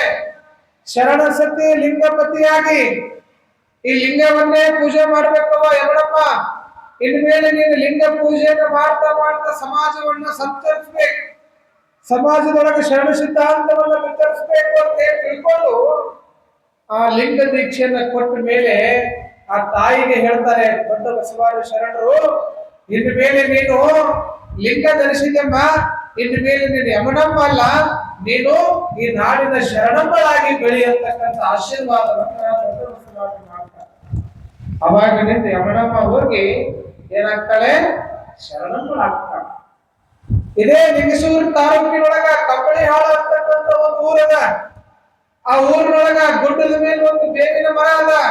ಆ ಬೇವಿನ ಮರದ ಕೆಳಗ ಶರಣ ಬಸವೇಶ್ವರ ದೇವಸ್ಥಾನದ ಆ ಭಾಗಕ್ಕೆ ನೀನು ಸಂಚಾರ ಮಾಡ್ಕೊಂಡು ಹೋಗಿ ಅಲ್ಲಿ ಬಂದ ಭಕ್ತರ ಕಷ್ಟಗಳನ್ನ ಕಳೀತಾ ನೀನು ಲಿಂಗ ಪೂಜೆಯನ್ನು ಮಾಡ್ತಾ ಸಮಾಜವನ್ನು ಬೆಳತಕ್ಕಂತಹ ಶರಣಗಳಾಗ್ಬೇಕು. ನೋಡ್ರಿ, ಗುರುವಿನ ವಾಣಿ ಎಷ್ಟು ಉತ್ಪತ್ತತೆ ಅದ, ಅಚಲತೆ ಅದ. ಅಷ್ಟೇ ಅಲ್ಲದೆ ನಿನಗೊಂದು ಪುಸ್ತಕವನ್ನ ಕೊಡ್ತೀನಿ ಅಂತ ಹೇಳಿ 17ನೇ ಶತಮಾನದೊಳಗೆ ಆಗಿ ಹೋಗಿರ್ತಕ್ಕಂತಹ ಯಾವ ಗುಲ್ಬರ್ಗ ಭಾಗದ ಜೇವರಿಗೆಯ ಭಾಗದಲ್ಲಿ ಆಗಿ ಹೋಗಿರ್ತಕ್ಕಂತಹ ಷಣ್ಮುಖ ಶಿವೆಗಳು 17ನೇ ಶತಮಾನದೊಳಗೆ ಆಗಿ ಹೋಗ್ತಾರ. ಆ ಶರಣರ ಹೆಸರು ಏನು ಅಂತಂದ್ರ ಷಣ್ಮುಖ ಶಿವೆಗಳು. ಅಖಂಡೇಶ್ವರ ಅಂತಕ್ಕಂಥ ಅಂಕಿತ ನಾಮದೊಳಗೆ ಹಲವಾರು ವಚನಗಳನ್ನ ಈ ಸಮಾಜಕ್ಕೆ ಕೊಟ್ಟಂತಹ ಷಣ್ಮುಖ ಶಿವೆಗಳು ಒಂದು ಗ್ರಂಥವನ್ನು ಕೊಡ್ತಾರೆ. ಯಾರು? ದೊಡ್ಡ ಬಸವಾದಿ ಶ್ರೀ. ಈ ಪುಸ್ತಕವನ್ನೇ ಅಧ್ಯಯನ ಮಾಡ್ಬೇಕು ನೀನು, ಈ ಸಾಹಿತ್ಯವನ್ನೇ ನಿನ್ನೊಳಗೆ ಅಳವಡಿಸ್ಕೊಳ್ಬೇಕು ನೀನು. ಈ ಷಣ್ಮುಖ ಶಿವೆಗಳ ಈ ಪುಸ್ತಕವನ್ನು ಬಿಟ್ಟು ಬೇರೆ ಪುಸ್ತಕ ಅಧ್ಯಯನ ಮಾಡಿದೆ ಅಂತಂದ್ರ ಒಬ್ಬ ಪತಿವ್ರತೆ ಹೆಣ್ಮಗಳು ಇನ್ನೊಂದು ಪರಪುರುಷನ ಜೊತೆಗೆ ಇದ್ದಂಗೆ ನೋಡುವ ಅಂತಕ್ಕಂಥ ಕಠೋರದ ಮಾತನ್ನು ಹೇಳಿ ಆ ಪುಸ್ತಕವನ್ನು ಕೊಡ್ತಾರೆ, ಉಪದೇಶ ಮಾಡ್ತಾರೆ. ಅಷ್ಟೇ ಅಲ್ಲ, ನೀನು ಶರಣಮ್ಮ ಆದೆ ಅಂತೇಳಿ ತಿಳ್ಕೊಂಡು ಕುಂತಲ್ಲೇ ಪ್ರಸಾದವನ್ನ ಬರಬೇಕಂತ ಬಯಸೋದಲ್ಲ. ನೀನು ಮನೆ ಮನೆಗೆ ಹೋಗಿ ಭಿಕ್ಷೆಯನ್ನು ಬೇಡ್ಬೇಕು. ಎಂತಹ ಭಿಕ್ಷೆ ಆಗಿರ್ಬೇಕದು ಅಂತಂದ್ರ ನೀನು ಬೇಡುವ ಭಿಕ್ಷೆ ದಿನನಿತ್ಯ 5 ಮನೆಯ ಭಿಕ್ಷೆಯನ್ನು ಬೇಡ್ಬೇಕು ನೀನು. ನೋಡು ಎಂತಹ ಮಾತು, ಗುರುವಿನ ಉಪದೇಶ ಇದು. 5 ಮನೆಯ ಭಿಕ್ಷೆಯನ್ನ ಬೇಡಬೇಕು. ಅದು ಭಿಕ್ಷೆ ಬೇಡಕ್ ಹೋದಾಗ ನೀ ಮನೆ ಮುಂದೆ ನಿಂತು ಭಿಕ್ಷಾ ನೀಡಿ ಅಡಬಾರದು. ನೀ ಮನೆ ಮುಂದೆ ಹೋಗಿ ನಿಂತಾಗ ಅವರಾಗೆ ಭಿಕ್ಷೆ ನೀಡಿದ್ರ ಮಾತ್ರ ನೀನು ಭಿಕ್ಷೆಯನ್ನು ಇಸ್ಕೊಳ್ಬೇಕು. ನಿನ್ನ ತಟ್ಟೆ ಒಳಗ, ನಿನ್ನ ಜೋಳಿಗೆ ಒಳಗ ಕೊಡುವಂತ ಮಾತು. ಮತ್ತ ಅವ್ರು ಭಿಕ್ಷೆ ಕೊಡಕ್ ಬಂದಾರ ಅಂತಂದ್ರೆ ಹೆಚ್ಚಿಸ್ಕೊಳಂಗಿಲ್ಲ. ಒಂದು ಮನೆಗೆ ಒಂದ ರೊಟ್ಟಿ ಇಸ್ಕೊಳ್ಬೇಕು. ಹಂಗಾರ ಒಂದು ಮನೆಗೆ 1 ರೊಟ್ಟಿ ಇಸ್ಕೊಂಡ್ರೆ 5 ಮನೆಗೆ ಎಷ್ಟು ರೊಟ್ಟಿ ಆದ್ರಿ? ಎಷ್ಟು ರೊಟ್ಟಿ ಆದ್ರಪ್ಪ? 5 ರೊಟ್ಟಿ. ಹಂಗಾರ ನೀನು 5 ರೊಟ್ಟಿ ಇಸ್ಕೊಂಡು ಬಂದ ಮೇಲೆ 5 ರೊಟ್ಟಿನೂ ನೀನ ಉಣ್ಣುವಂಗಿಲ್ಲ. ಅದ್ರೊಳಗ 1 ರೊಟ್ಟಿ ಒಳಗೆ 2 ಭಾಗ ಮಾಡ್ಬೇಕು. ಹಂಗಾರ ನೀನು ಉಣ್ಣುವಂಥದ್ದು ಎಷ್ಟು? 5 ರೊಟ್ಟಿ ಒಳಗೆ 3 ರೊಟ್ಟಿ ದಾನ ಮಾಡಬೇಕು, 2 ರೊಟ್ಟಿ ಮಾತ್ರ ನೀನು ನಿಡ್ಸ್ಕೊಳ್ಬೇಕು. ಮತ್ ಅಷ್ಟೇ ಅಲ್ಲದೆ ನೀನು 5 ಮನಿ ಒಳಗೆ ನಿನಗೆ ರೊಟ್ಟಿ ನೀಡ್ಲಿಲ್ಲ, ಅವತ್ತು 3 ಮನಿ ಒಳಗೆ ರೊಟ್ಟಿ ನೀಡಿದ್ರು ಅಂತಂದ್ರ 3 ರೊಟ್ಟಿ ಒಳಗೆ ನೀ ದಾಸೋಹ ಮಾಡ್ಬೇಕು. ನೀ ಉಣ್ಣೋಂಗಿಲ್ಲ, ನೀ ಅವತ್ತು ನೀರು ಕುಡಿದು ಮಲಗಬೇಕು ವಿನಃ ನೀನು ಉಣ್ಣೋಂಗಿಲ್ಲ, 3 ರೊಟ್ಟಿ ದಾಸೋಹ ಮಾಡಬೇಕು ಅಂತಕ್ಕಂಥ ಕಟ್ಟಳೆಯನ್ನು ಹಾಕ್ತಾರೆ. ಇಂತಹ ಉಪದೇಶ, ಈ ರೀತಿಯಾದ ಉಪದೇಶವನ್ನು ಪಡೆದು ಲಿಂಗಸೂರಿನ ಕಂಬಳಿ ಹಾಳಕ್ಕೆ ಬರ್ತಾಳ ಹೆಣ್ಮಗಳು ಶರಣಮ್ಮ. ಯಾಕೆ ಸಂದರ್ಭ ಇವತ್ತು ಬಂದದ ಅಂತಂತಂದ್ರ ಆ ಶರಣಮ್ಮನ ಶಕ್ತಿ, ಲಿಂಗ ಪೂಜೆಯ ಶಕ್ತಿ. ಅಲ್ಲಿ ಎಲ್ಲವೂ ಹಸ್ತವೂ ಕೂಡ ಪರುಷ ಮಣಿಯಾಗಿತ್ತು, ದೃಷ್ಟಿಯೂ ಕೂಡ ಪರುಷ ಆಗಿತ್ತು, ವಾಕ್ ಪರುಷ, ನೇತ್ರ ಪರುಷ, ಪಾದ ಪರುಷ, ಹಸ್ತ ಪರುಷ ಆಗಿಬಿಟ್ಟಿತ್ತು. ಭಿಕ್ಷಾ ಬೇಡಿ ದಾಸೋಹ ಮಾಡಿ ಲಿಂಗ ಪೂಜೆ ಮಾಡಿ ಮಾಡಿ ಆ ಶರಣಮ್ಮ ತನ್ನ ಇಡೀ ಕಾಯವು ಕೂಡ ಪರುಷ ಮಣಿ ಆಗಿಬಿಟ್ಟಿತ್ತು. ಬಂದ ಭಕ್ತರಿಗೆ ಎಲ್ಲವೂ ಕೂಡ ಆಶೀರ್ವಾದವನ್ನು ಮಾಡ್ತಕ್ಕಂಥದ್ದು ಏನ್ ಹೇಳ್ತಾರ ಆಗುವಂಥದ್ದು. ಹಿಂಗೊಂದು 20-30 ವರ್ಷ ಸಜ್ಜಲ ಗುಡ್ಡದೊಳಗ ಕಂಬಳಿ ಹಾಳೊಳಗಿಂದ ನಡೆದಂತ ಸಂದರ್ಭದಾಗ ಆ ತಾಯಿ ಇದ್ದಂತ ಆಶ್ರಮಕ್ಕ ದಿನನಿತ್ಯ 100 ಜನ ಬರೋರು ಆ ತಾಯಿಗೆ ಭೇಟಿ ಆಗ್ಲಿ. ಆದ್ರೆ ಗೊತ್ತಿರ್ಲಿ, ಆ ತಾಯಿ ಕುಂತಂತ ಈ ಪೀಠದ ಮೇಲೆ ಮುಂದುಗಡೆ ಒಂದು ಯಾವತ್ತು ಟೇಬಲ್ ಇರೋದು. ಯಾರೇ ಬಂದ್ರು ಕೂಡ ಪಾದ ಮುಟ್ಟಿಸಿ ನಮಸ್ಕಾರ ಮಾಡಿಸ್ಕೊಳ್ತಿರ್ಲಿಲ್ಲ ಶರಣಮ್ಮ. ಅಲ್ಲೇ ನಮಸ್ಕಾರ ಮಾಡಬೇಕು, ಅಲ್ಲೇ ಟೇಬಲ್ ಮೇಲೆ ಹಣ ಇರ್ಬೇಕು, ಕಾಣಿಕೆ ಇರ್ಬೇಕು. ಒಂದು ದಿನನೂ ಕೂಡ ಹಣವನ್ನ ಮುಟ್ಟಲಿಲ್ಲ. ಆ ಕಂಬಳಿ ಹಾಳು ಅನ್ನುವಂತ ಊರಾಗ ಒಂದು ಶಿಷ್ಯ ಇದ್ದ. ಅವನ್ ಏನ್ ಕೆಲಸ ಅಂತಂದ್ರೆ ದಿನಾ ಬರೋ ಭಕ್ತರನ್ನ ಮಠಕ್ಕೆ ಕರ್ಕೊಂಡು ಬರೋದು, ಅಮ್ಮವ್ರ ದರ್ಶನ ಮಾಡಿಸೋದು, ಅಮ್ಮವ್ರ ದರ್ಶನ ಮಾಡಿ ಅವ್ರು ಕರ್ಕೊಂಡು ಹೋಗೋದು, ಹೋಗೋ ಮುಂದೆ ಅವ್ರ ಏನ್ ಟೇಬಲ್ ಮೇಲೆ ಇಟ್ಟಿರ್ತಾರ ರೊಕ್ಕ ಕಿಶಾದಾಗ ಇಟ್ಕೊಂಡು ಹೋಗೋದು. ಇದು ದಿನ ಅವನ ಕೆಲಸ. ಆ ಭಕ್ತರಿಟ್ಟಂತ ಕಾಣಿಕೆಯನ್ನ ತಗೊಳ್ಳೋದು ಅವನ ಕೆಲಸ, ಅದನ್ನ ನೋಡೋದು ಶರಣಮ್ಮನ ಕೆಲಸ. ಅಲ್ಲಿ ಇಬ್ಬರಿಗೆ ಬಿಟ್ರೆ 3ನೇದವ್ರಿಗೆ ಗೊತ್ತಿರಲಿಲ್ಲ. ಆ ತಕ್ಷಣ ಅವ್ನು ತಗೋತಾನ, ರೊಕ್ಕ ತಗೊಂಡು ಹೋಗ್ತಾನ. ಅವನ ಹೆಸರು ಏನು ಅಂತಂತಂದ್ರ ಅವೊಂದಿಷ್ಟ ಅಂಗದೊಳಗೆ ವೈಫಲ್ಯ ಇತ್ತು, ಅಂಗವಿಕಲ್ಯ ಇತ್ತು. ಒಂದಿಷ್ಟು ಕಾಲನ್ನ ಒಂದಿಷ್ಟು ಕೊಂಕ್ ಇಡ್ತಿದ್ದ. ಹಿಂಗಾಗಿ ಅವನಿಗ ಭೀಮ್ಷ ಅವನ ಹೆಸರು. ಅವಂಗ ಏನ್ ಅಡ್ಡ ಹೆಸರು ಕರಿತಿದ್ರು ಅಂತಂದ್ರ ಒಗ್ಗಾಲ ಭೀಮ್ಷ ಅಂತ ಕರಿತಿದ್ರು. ಈ ಒಂಟ್ಗಾಲ್ ಹಾಕೋದಕ್ಕೆ ಒಗ್ಗಾಲ ಭೀಮ್ಷ ಅಂತ ಅಡ್ಡ ಹೆಸರು ಕರೆಯವರು. ಇವತ್ತು ದಿನಾ ಕೆಲಸ ಏನಂದ್ರ ಇಸ್ತ್ರಿ ಅರಿವಿ ಹಾಕೊಂಡು ಬರೋದು, ಮಠದಾಗ ಅಮ್ಮರ ಭೇಟಿ ಮಾಡಿಸೋದು, ಅವ್ರನ್ನ ಕರ್ಕೊಂಡು ಹೋಗೋದು, ಟೇಬಲ್ ಮೇಲೆ ಅಂತ ಕಿಶಾದ ಇಟ್ಕೊಂಡು ಚೈನಿ ಮಾಡೋದಿಲ್ಲ ದಿನ ಕೆಲಸ. ಹಿಂಗ ದಿನ ನಡೆದಿದ್ದು 10-20 ವರ್ಷ. ಒಂದು ದಿನ ಯಾವುದೋ ಒಂದು ರೋಗ ಬಂದು ಭೀಮ್ಷ ಸತ್ ಹೋದ. ಆ ಸುದ್ದಿ ಅಮ್ಮಗ್ ತಿಳಿತು. ಆಗಲಿ ಬಿಡಪ್ಪ, ಅವ್ನು ಮುಗಿದಿತ್ತು ಹೋದ ಅಂತ ತಿಳ್ಕೊಂಡು ಒಂದು 3-4 ವರ್ಷ ಆದ್ಮೇಲೆ ಆ ಮಠದ ಬಂದು ಒಂದು ನಾಯಿ ಮರಿ ಬಂತು. ಆ ನಾಯಿ ಮರಿ ಒಗ್ಗಾಲ ಭೀಮ್ಷ ಹೆಂಗ್ ಒಗ್ಗಾಲ ಆಗ್ತದೆ ಹಂಗ ಅದ್ರದ್ದು ಒಂದು ಕಾಲ ಹೋಗ್ತಿತ್ತು ಅದ್ರದ್ದು. ಆ ನಾಯಿ ಏನ್ ಮಾಡೋದು ಅಂತಂದ್ರೆ ದಿನಾ ಮಠಕ್ಕೆ ಬರೋ ಭಕ್ತರನ್ನು ಕರ್ಕೊಂಡು ಬರೋದು. ಅವ್ರು ಮಠದಿಂದ ಹೋಗೋ ಮುಂದೆ ಅವ್ರು ಕರ್ಕೊಂಡು ಬಸ್ ಸ್ಟ್ಯಾಂಡ್ ಬಸ್ ಹತ್ತೋ ಮಠ ಅವ್ರು ಬೆಂಡ್ ಹತ್ತೋದಂತ. ಮತ್ತ ಆ ನಾಯಿ ಬಂದು ಮಠದಾಗ ಊಟ ಮಾಡಿ ಮಕ್ಕೊಳ್ಳೋದು. ಹಿಂಗ ಕಾಯಂ ಮೀಸಲು ಭಕ್ತರು ಅಂತ ಒಂದಿಷ್ಟು ಮಠಕ್ಕೆ ಭಕ್ತರು ಇರೋರು ಕಾಯಂ ಇದನ್ನ ನೋಡೋರು. ನಾಯಿ ಏನಪ್ಪಾ ಇದು ದಿನಾ ಭಕ್ತರನ್ನ ಮಠಕ್ಕೆ ಕರ್ಕೊಂಡ್ ಬರ್ತೈತಿ, ಮತ್ ಕರ್ಕೊಂಡೋಗಿ ಬಸ್ ಹತ್ತು ಮಠ ನಿಂದಿರ್ತೈತಿ, ಮತ್ ವಾಪಸ್ ಮಠಕ್ಕೆ ಬರ್ತೈತಲ್ಲ ಅಂತೇಳಿ ತಿಳ್ಕೊಂಡು ಒಬ್ಬ ಭಕ್ತ ಕೇಳೇ ಬಿಟ್ಟಂತ ಅಮ್ಮಗ, ಯವ ಇದೇನು ವಿಚಿತ್ರವ, ಒಂದು ನಾಯಿ ಬಂದು ಭಕ್ತರನ್ನ ಮಠಕ್ಕೆ ಕರ್ಕೊಂಡು ಬರ್ತೈತಿ, ಮತ್ ಹೋಗಿ ಬಸ್ ಹತ್ತಿಸ್ತೈತಿ, ಮಠದಾಗ ಇರ್ತೈತಿ ಅಲ್ವಾ, ಏನಿದ್ರ ವೈಚಿತ್ಯ ಅಂತ ಕೇಳಿದಾಗ ಅವಾಗ ಶರಣಮ್ಮ ಹೇಳ್ತಾಳ, ಯಪ್ಪ ಅದು ನಾಯಿ ಅಲ್ಲಪ್ಪ, ಅದು ಹಿಂದಿನ ಜನ್ಮದಾಗಿ ಒಗ್ಗಾಲ ಭೀಮ್ಷ ಆಗಿ ನಿಮ್ಮ ಭಕ್ತರದೆಲ್ಲ ರೊಕ್ಕ ತಂದಿದ್ದ, ಅದಕ್ಕೆ ನಿಮ್ಮ ಋಣ ತೀರ್ಸಾಕಿ ಒಂದು ನಾಯಿ ಆಗಿ ಬಂದು ಸೇವಾ ಮಾಡಕ್ ಬಂದಾನ ಅಂತಕ್ಕಂಥ ಮಾತನ್ನ ಆ ತಾಯಿ ಹೇಳ್ತಾಳ. ಹೀಗಾಗಿ ನಾವೆಲ್ಲ ಇಲ್ಲಿ ಪೂರ್ವ ಜನ್ಮದೊಳಗೆ ಮಾಡಿರುವಂತ ಪಾಪ ಕರ್ಮಾದಿಗಳಿಂದ ಬಂದಿವೆ ಅಂತಕ್ಕಂಥದ್ದು ಹೇಳ್ತಾರ. ಆದ್ರೆ ಈ ಜನ್ಮದೊಳಗ, ಈ ಮನುಷ್ಯ ಜನ್ಮದೊಳಗ ಒಳ್ಳೆಯ ಕಾರ್ಯವನ್ನ ಮಾಡಿ ದಾನ ಧರ್ಮಗಳನ್ನ, ಪರೋಪಕಾರದ ಗುಣಗಳನ್ನ ಮಾಡಿ ಧರ್ಮದಂತೆ ನಡಿಬೇಕಾಗಿದೆ. ಯಾವುದು ನಿಜವಾದ ಧರ್ಮ ಹೇಳ್ತಾರೆ ಅಪ್ಪ ಬಸವಣ್ಣನವರು, ದಯವಿಲ್ಲದ ಧರ್ಮ ಅದಾವುದಯ್ಯ, ದಯವಿರಬೇಕು ಸಕಲ ಪ್ರಾಣಿಗಳೆಲ್ಲರಲ್ಲಿ, ದಯವೇ ಧರ್ಮದ ಮೂಲವಯ್ಯ, ದಯವೇ ಧರ್ಮದ ಮೂಲವಯ್ಯ. ಯಾವುದೇ ಧರ್ಮ ಇನ್ನೊಂದು ಧರ್ಮವನ್ನ ತುಳಿದು ಬದುಕೋದು ಹೇಳೋದಿಲ್ಲ.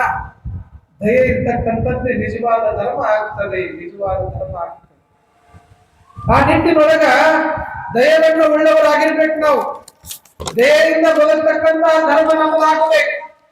ಯಾವ 12ನೇ ಶತಮಾನದೊಳಗ ಇದೇ ಆ ಮೂಲತಃ ಆಂಧ್ರ ಪ್ರದೇಶದವರಾಗಿರ್ತಕ್ಕಂಥ ರಾಚಯ್ಯ ಅಂತಕ್ಕಂಥ ಒಬ್ಬ ಶರಣರು ಯಾವ ಕಲ್ಯಾಣ ಕ್ರಾಂತಿ ಆದ ನಂತರದೊಳಗೆ ಕಲ್ಯಾಣದೊಳಗ ಈ ಎಲೆ ಕಟ್ಟುವ ಕಾಯಕವನ್ನು ಮಾಡ್ತಾ ಇದ್ರು ಅವ್ರು.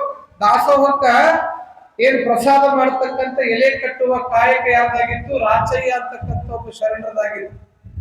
ಕಲ್ಯಾಣ ಕ್ರಾಂತಿ ಆದ ನಂತರದೊಳಗ ಉಳುವಿ ಚನ್ನ ಬಸವಣ್ಣನವರು ಜೊತೆಗೂಡ್ಕೊಂಡು ಆ ರಾಚಯ್ಯನವರು ಕೂಡ ಹೋಗಿರ್ತಾರ. ಹೀಗೆ ಪಾದಚಾರಿಗಳಾಗಿ ಹೋಗುವಂತ ಸಂದರ್ಭದೊಳಗ ಇದೇ ಬೆಳಗಾವಿ ಜಿಲ್ಲೆ ಗೋಕಾಕ್ ತಾಲೂಕಿನ ಅಂಕಲಗಿ ಅಂತಕ್ಕಂಥ ಒಂದು ಕಾಡಿನೊಳಗ ಆ ರಾಚಯ್ಯನವರನ್ನ ಚನ್ನಬಸವಣ್ಣವ್ರು ಅಲ್ಲೇ ಬಿಟ್ಟು ಹೋಗ್ತಾರೆ. ನೀವು ಇಲ್ಲೇ ಇದ್ದು ಸಮಾಜ ಸೇವಾ ಮಾಡಿರ್ತೀವಿ, ಇಲ್ಲೇ ಶರಣ ಸಾಹಿತ್ಯವನ್ನು ವಿತರಿಸ್ರಿ ಅಂತೇಳಿ ಆ ರಾಚಯ್ಯನವರನ್ನ ಅಂಕಲಿಗೆ ಅಡವಿ ಒಳಗೆ ಬಿಟ್ಟು ಹೋಗ್ತಾನೆ. ಆ ಅಂಕಲಿಗೆ ಅಡವಿ ಒಳಗೆ 12 ವರ್ಷಗಳ ಕಾಲ ತಪಸ್ಸನ್ನು ಮಾಡಿ ಅವರು ಆ ತಪಸ್ಸಿನ ಶಕ್ತಿಯಿಂದ ಸಿದ್ಧಿ ಪುರುಷರಾಗ್ತಾರ. ಆ ರಾಚಯ್ಯ ಅಂತಕ್ಕಂಥ ಹೆಸರು ಹೋಗಿ ಆ ಅಡವಿ ಒಳಗೆ ಸಿದ್ಧರಾಗಿರ್ತಕ್ಕಂಥವರಿಂದ ಆ ನಾಡಿನ ಜನ ಅವರಿಗೆ ಅಡವಿ ಸಿದ್ಧರು ಅಂತಕ್ಕಂಥ ನಾಮದಿಂದ ಕರೀತಿರ್ತಾರೆ.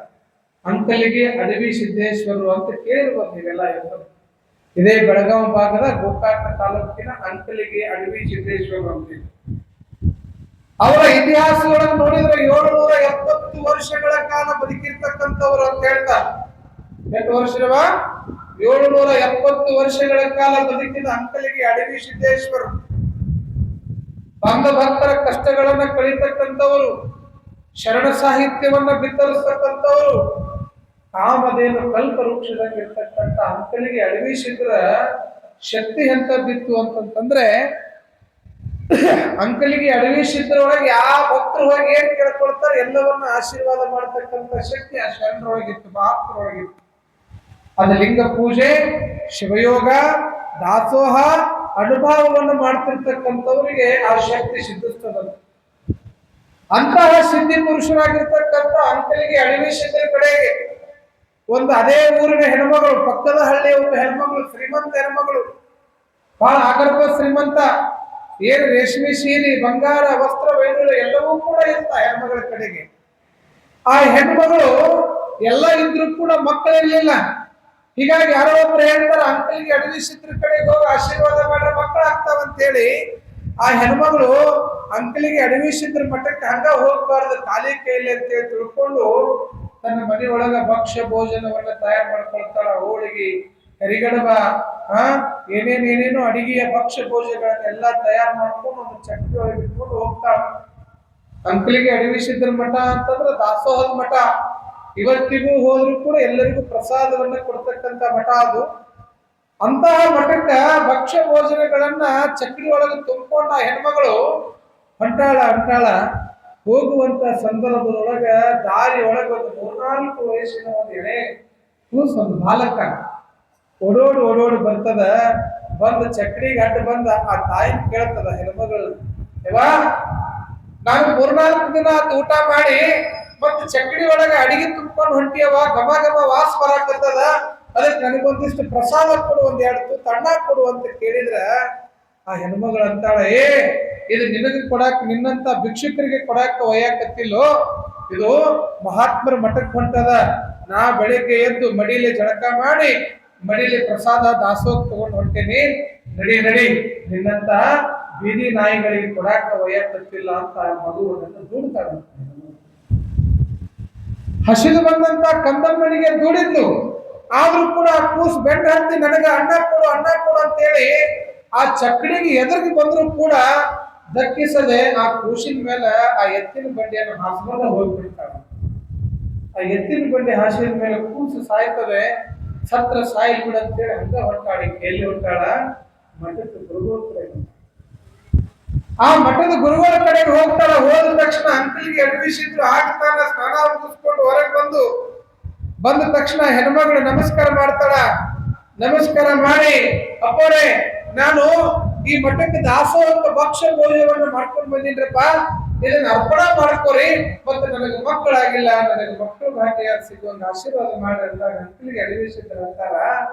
ಏ ಹುಚ್ಚವ್ವ, ನಿನಗೆ ದಾರಿ ಒಳಗ ಒಂದು ಮಗು ಕರುಣಿಸ್ಬಿಟ್ಟಿದ್ದೆ, ಅದನ್ನ ಮಗು ನಿನಗೆ ಕೊಡ್ಬೇಕಂತಿದ್ದೆ, ಮತ್ ಅದಕ್ಕ ನೀ ಒಂದು ತುತ್ತು ಅನ್ನ ಹಾಕ್ಲಾರ್ದಂಗ ನೀ ಅದನ್ನ ಕೊಂದು ಬಂದಿ ಅಂತ ಅಂದ್ಮೇಲೆ ನಿನಗೆ ಜನ್ಮದಾಗ ಮಕ್ಕಳು ಭಾಗ್ಯ ಇಲ್ಲ ಹೋಗ್ ಅಂತ ಹೇಳಿ ಅಪ್ಪೋರು ಅದನ್ನೇ ಮಾಡ್ತಾರೆ.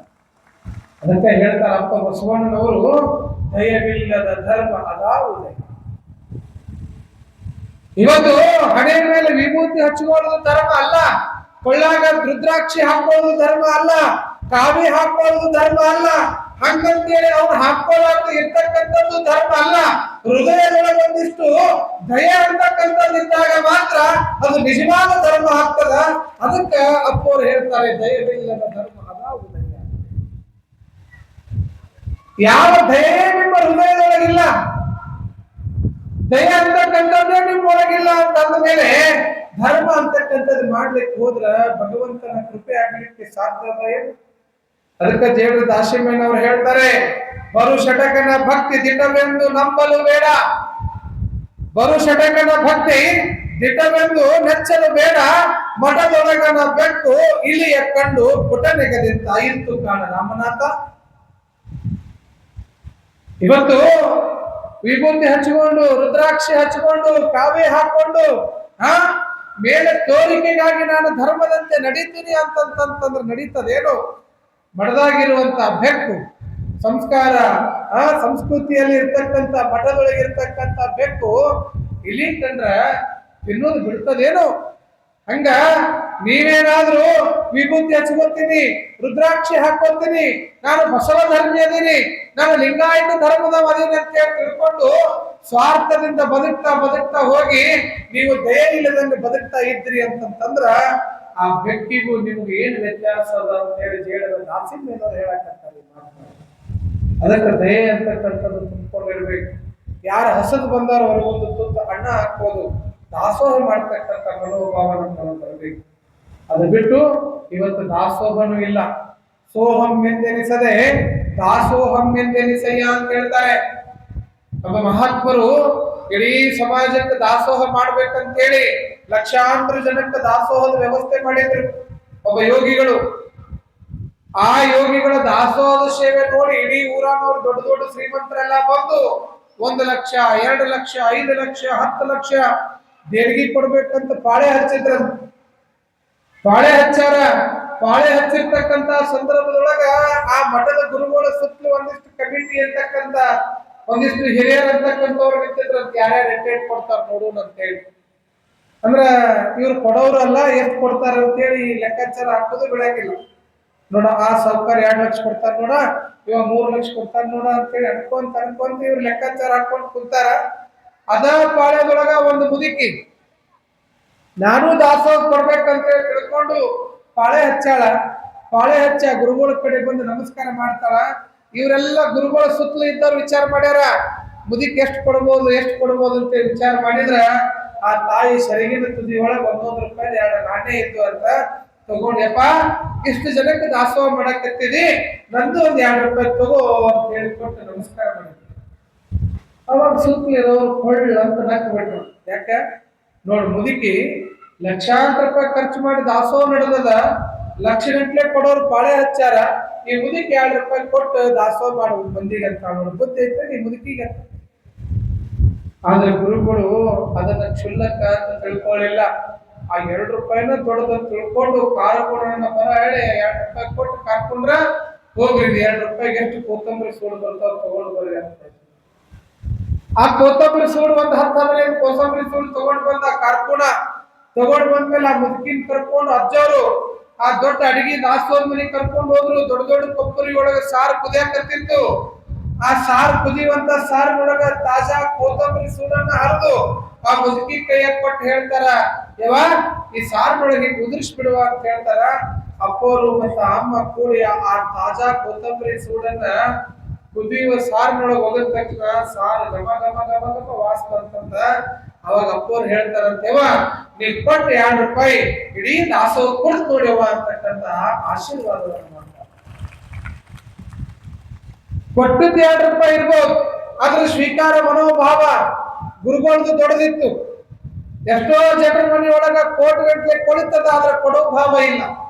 ನೆಪ ಹೇಳ್ತಾರ, ಹಂಗ ಹಿಂಗ, ಅದು ಕಟ್ಟು ಕೊಟ್ಟೆ, ಇದಕ್ಕೆ ಇಟ್ಟು ಕೊಟ್ಟೆ. घर में सोफा सेट है, टीवी सेट है, मोबाइल सेट है, क्या करने का, सबका मूड अपसेट है. ಎಲ್ಲಾ ಸೆಟ್ ಅದಾವ, ಆದ್ರೆ ಏನ್ ಮಾಡೋದು, ಮೈಂಡ್ ಸೆಟ್ ಅಪ್ಸೆಟ್ ಇದೆ. ಅದು ರೀಸೆಟ್ ಆಗ್ಬೇಕಾಗ್ಯದ ಅಂತಂದ್ರ ಇಂತಹ ಶರಣರ ಜೀವನ ದರ್ಶನ ಪ್ರವಚನ. ಮುದುಕಿ ಕೊಟ್ಟಿದ್ದು ₹2 ಆಗಿರ್ಬೋದು, ಅಲ್ಲ ₹2 ಕೊಡೋರೆಲ್ಲಿದಾರ? ಮಾಡಿದ್ದು ಊಟ ಹೋಗೋರೆದಾರ. ಕಷ್ಟಕ್ಕೆ ಕರಿಬೇಡ್ರಿ, ಊಟಕ್ಕೆ ಬರಿಬೇಡ್ರಿ. ಇಂಥ ಕಂಪನಿ ಬಾಳ ಅದಾವ. ಆದ್ರ ಪರೋಪಕಾರಂ ಇದಂ ಶರೀರಂ. ಇವತ್ತು ಸಮಾಜಕ್ಕಾಗಿ, ಸಮಾಜದ ಕಾರ್ಯಕ್ಕಾಗಿ ಒಂದಿಷ್ಟು ಕೊಡಬೇಕನ್ನುವಂತ ಭಾವ ಬೇಕು. ಕೊಟ್ಟಂತದ್ದು ಕೂಡ ಭಗವಂತನಿಗೆ ಮುಟ್ಟುವಂತದ್ದಾಗಿರ್ಬೇಕು. ಇಂತಹ ಭವ್ಯವಾಗಿರ್ತಕ್ಕಂಥ ದಾಸೋಹ ಒಂದಲ್ಲ ಎರಡಲ್ಲ, ಬಹುಶಃ ಸಿಂಧನೂರು ಮಹಾನಗರದೊಳಗ 11 ದಿನ ಪ್ರವಚನ ಹಚ್ಚಿ ದಾಸೋಹ ಮಾಡ್ತಕ್ಕಂಥ ತಾಕತ್ ಯಾರ ಕಡೆ ಇದೆ ಅಂತಂದ್ರ ಅದು ಬಸವ ಭಕ್ತರೊಳಗದೆ ಅಂತಕ್ಕಂಥದ್ದನ್ನ ಸಿಂಧನೂರು ಮಹಾಜನತೆ ಇವತ್ತು ತೋರಿಸ್ತಾರೆ. ಸೋಹಂ ಎಂದೆನಿಸದೆ ದಾಸೋಹಂ ಎಂದೆನಿಸಯ್ಯ. ಈ ಮನೋಭಾವ ಬರ್ಬೇಕು. ನಾನೊಬ್ಬನೇ ಉಣ್ಣೋದಲ್ಲ, ಸಮಾಜವನ್ನ ಕರ್ಕೊಂಡು ಉಣ್ಣುವಂಥದ್ದು, ತಿಳ್ಕೊಂಡು ಬಂದು ಕರ್ಕೊಂಡು ಉಣ್ಣುವಂತ ಸ್ವಭಾವ ನಮ್ಮೊಳಗೆ ಬರಬೇಕಂತಕ್ಕಂಥದ್ದು. ಆ ನಿಟ್ಟಿನೊಳಗೆ ಇವತ್ತು ಈ ಸಮಾಜ ನಡಿಬೇಕಾಗ್ಯದ ಅಂತ ಆಲೋಚನೆಯನ್ನು ನಾವು ಹೊಂದಬೇಕಾಗಿದೆ. ಯಾವುದೇ ವಿಚಾರ ಆಗಿರ್ಲಿ, ಯಾವುದೇ ಆಲೋಚನೆ ಆಗಿರ್ಲಿ, ಅಂತಹ ದಾನ ಧರ್ಮ ದಾಸೋಹ ಯಾರಲ್ಲಿ ಆ ಉದಾರತೆಯಾಗಿರ್ತದೆಯೋ ಅವರಲ್ಲಿ ಅಂತಹ ಸದ್ಗುಣತೆ ನಡವಳಿಕೆ ಬರಲಿಕ್ಕೆ ಸಾಧ್ಯ ಆಗ್ತದ. ಆ ಮುದುಕಿ ಕೊಟ್ಟಂತದ್ದು ₹2 ಅಂತ ಗುರುಗಳು ಕ್ಷುಲ್ಲಕವಾಗಿ ನೋಡ್ಲಿಲ್ಲ. ಕೊಡ್ಬೇಕನ್ನೋ ಭಾವವನ್ನು ನೋಡಿದ್ರು, ಕೊಡುವಂತ ವಿಚಾರವನ್ನ ನೋಡಿದ್ರು, ಕೊಡುವಂತಹ ಆಲೋಚನೆಯನ್ನು ನೋಡಿದ್ರು ಅಂತಕ್ಕಂಥದ್ದು. ಆ ನಿಟ್ಟಿನೊಳಗ ಕಲ್ಯಾಣದೊಳಗ ಕಾಯಕವನ್ನು ಮಾಡಿ ದಾಸೋಹ ಮಾಡ್ತಕ್ಕಂಥ ವ್ಯವಸ್ಥೆ ಆ ನಾಡಿನೊಳಗೆ ತುಂಬಿತ್ತು. ಅಂತಹ ದಾರಿ ಒಳಗ ಎಲ್ಲರೂ ಅನ್ನ ಪ್ರಸಾದದ ದಾಸೋಹವನ್ನು ಮಾಡಿದ್ರೆ ಇಲ್ಲೊಬ್ಬ ಶರಣ, ಈಗ ಬರ್ತಕ್ಕಂಥ ಶರಣ ದಂಪತಿಗಳು ಬಸವಣ್ಣನಿಗೆ ಎಂತ ಉಡುಗೊರೆಯನ್ನು ಕೊಡ್ತಾರೆ. ಎಂತಹ ಒಂದು ಮಾತಿಗೆ ಪ್ರತಿಯುತ್ತರವಾಗಿ ಬಸವಣ್ಣನ ಮಾತಿನ ಭಾರವನ್ನು ಇರಿಸಿಕೊಳ್ಳಿಕ್ಕೆ ಎಂತಹ ತ್ಯಾಗವನ್ನು ಮಾಡ್ತಾರೆ ಅಂತಕ್ಕಂಥದ್ದನ್ನ ಸಂಗಡ ಎಂತಹ ತ್ಯಾಗವನ್ನ ಮಾಡ್ತಾರೆ ಅಂತಕ್ಕಂಥದ್ದನ್ನ ನಮ್ಮ ಗವಾಯಿಗಳ ಒಂದು ಗೀತೆಯನ್ನ ಕೇಳಿ. ಯಾಕಂದ್ರೆ ಸಮಗಾರ ಹರಳಯ್ಯ ಅಂತಕ್ಕಂಥ ಒಬ್ಬ ಶರಣರಾಗಿ ಹೋಗ್ತಾರೆ. ಆ ಸಮಗಾರ ಹರಳಯ್ಯನವರಿಗೆ ತಕ್ಕ ಸತಿಯಾಗಿರ್ತಕ್ಕಂಥ ಕಲ್ಯಾಣಮ್ಮ, ಈ ಕಲ್ಯಾಣಮ್ಮ ಮತ್ತು ಹರಳಯ್ಯ ದಂಪತಿಗಳ ಒಂದು ಸಾಮರಸ್ಯದ ಬದುಕು ಯಾವ ರೀತಿಯಾಗಿ ಕಲ್ಯಾಣದೊಳಗ ಅಪ್ಪ ಬಸವಣ್ಣನವರ ಪ್ರೀತಿಯನ್ನು ಸಂಪಾದಿಸಿದ್ರು ಅಂತಕ್ಕಂಥದ್ದನ್ನ ನಮ್ಮ ಗವಾಯಿಗಳ ಒಂದು ಗೀತೆಯನ್ನು ಕೇಳಿ ನಾವು ನೋಡೋಣ. ದಾಸೋಹದ ಕ್ರಿಯೆಯುಲ್ಲದೆ ಸೋಹಂ ಎಂಬ ಮಂತ್ರ ಧ್ಯಾನವಾಗ ಬಾರದು.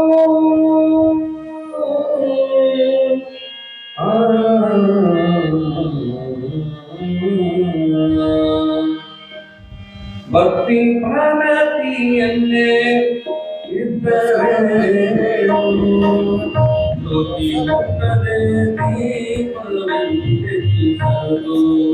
ಭಕ್ತಿ ಪ್ರಣತಿಯನ್ನೇ ಇದ್ದರೇನು ಜ್ಯೋತಿ ಮುಟ್ಟದೆ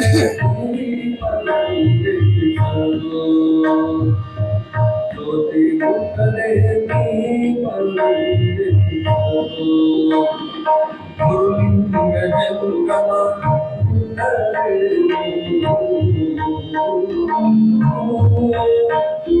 ಗುರುಲಿಂಗ ಜಂಗಮ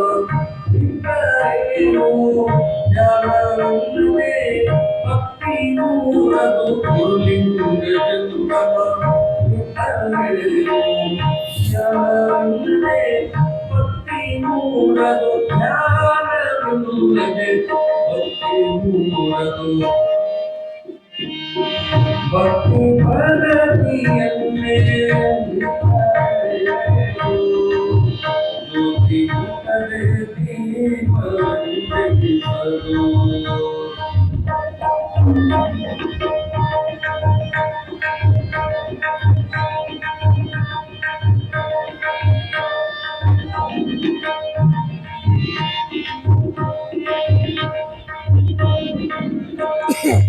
ದಾಸೋಹದ ಪಾವನ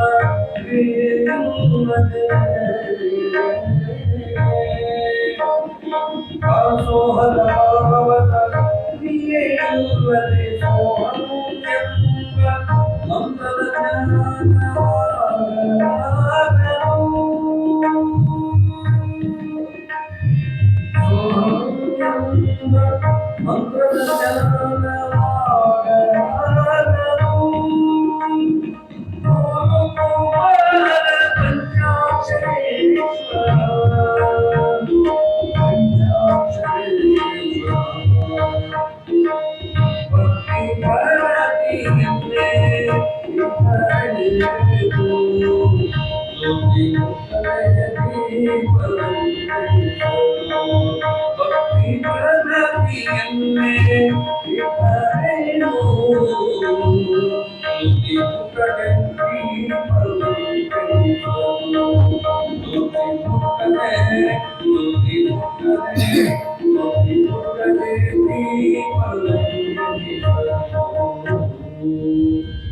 जय गुरु बसवेश शरणु शरणार्थी जय गुरु बसवेश शरणु शरणार्थी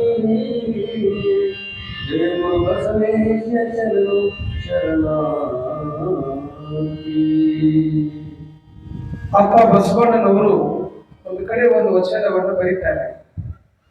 ಗಂಡನ ಮೇಲೆ ಸ್ನೇಹವಿಲ್ಲದ ಹೆಂಡತಿ, ಲಿಂಗದ ಮೇಲೆ ನಿಷ್ಠೆ ಇಲ್ಲದ ಭಕ್ತ, ಇದ್ದಡೇನು ಶಿವ ಶಿವ ಹೋದಡೇನು.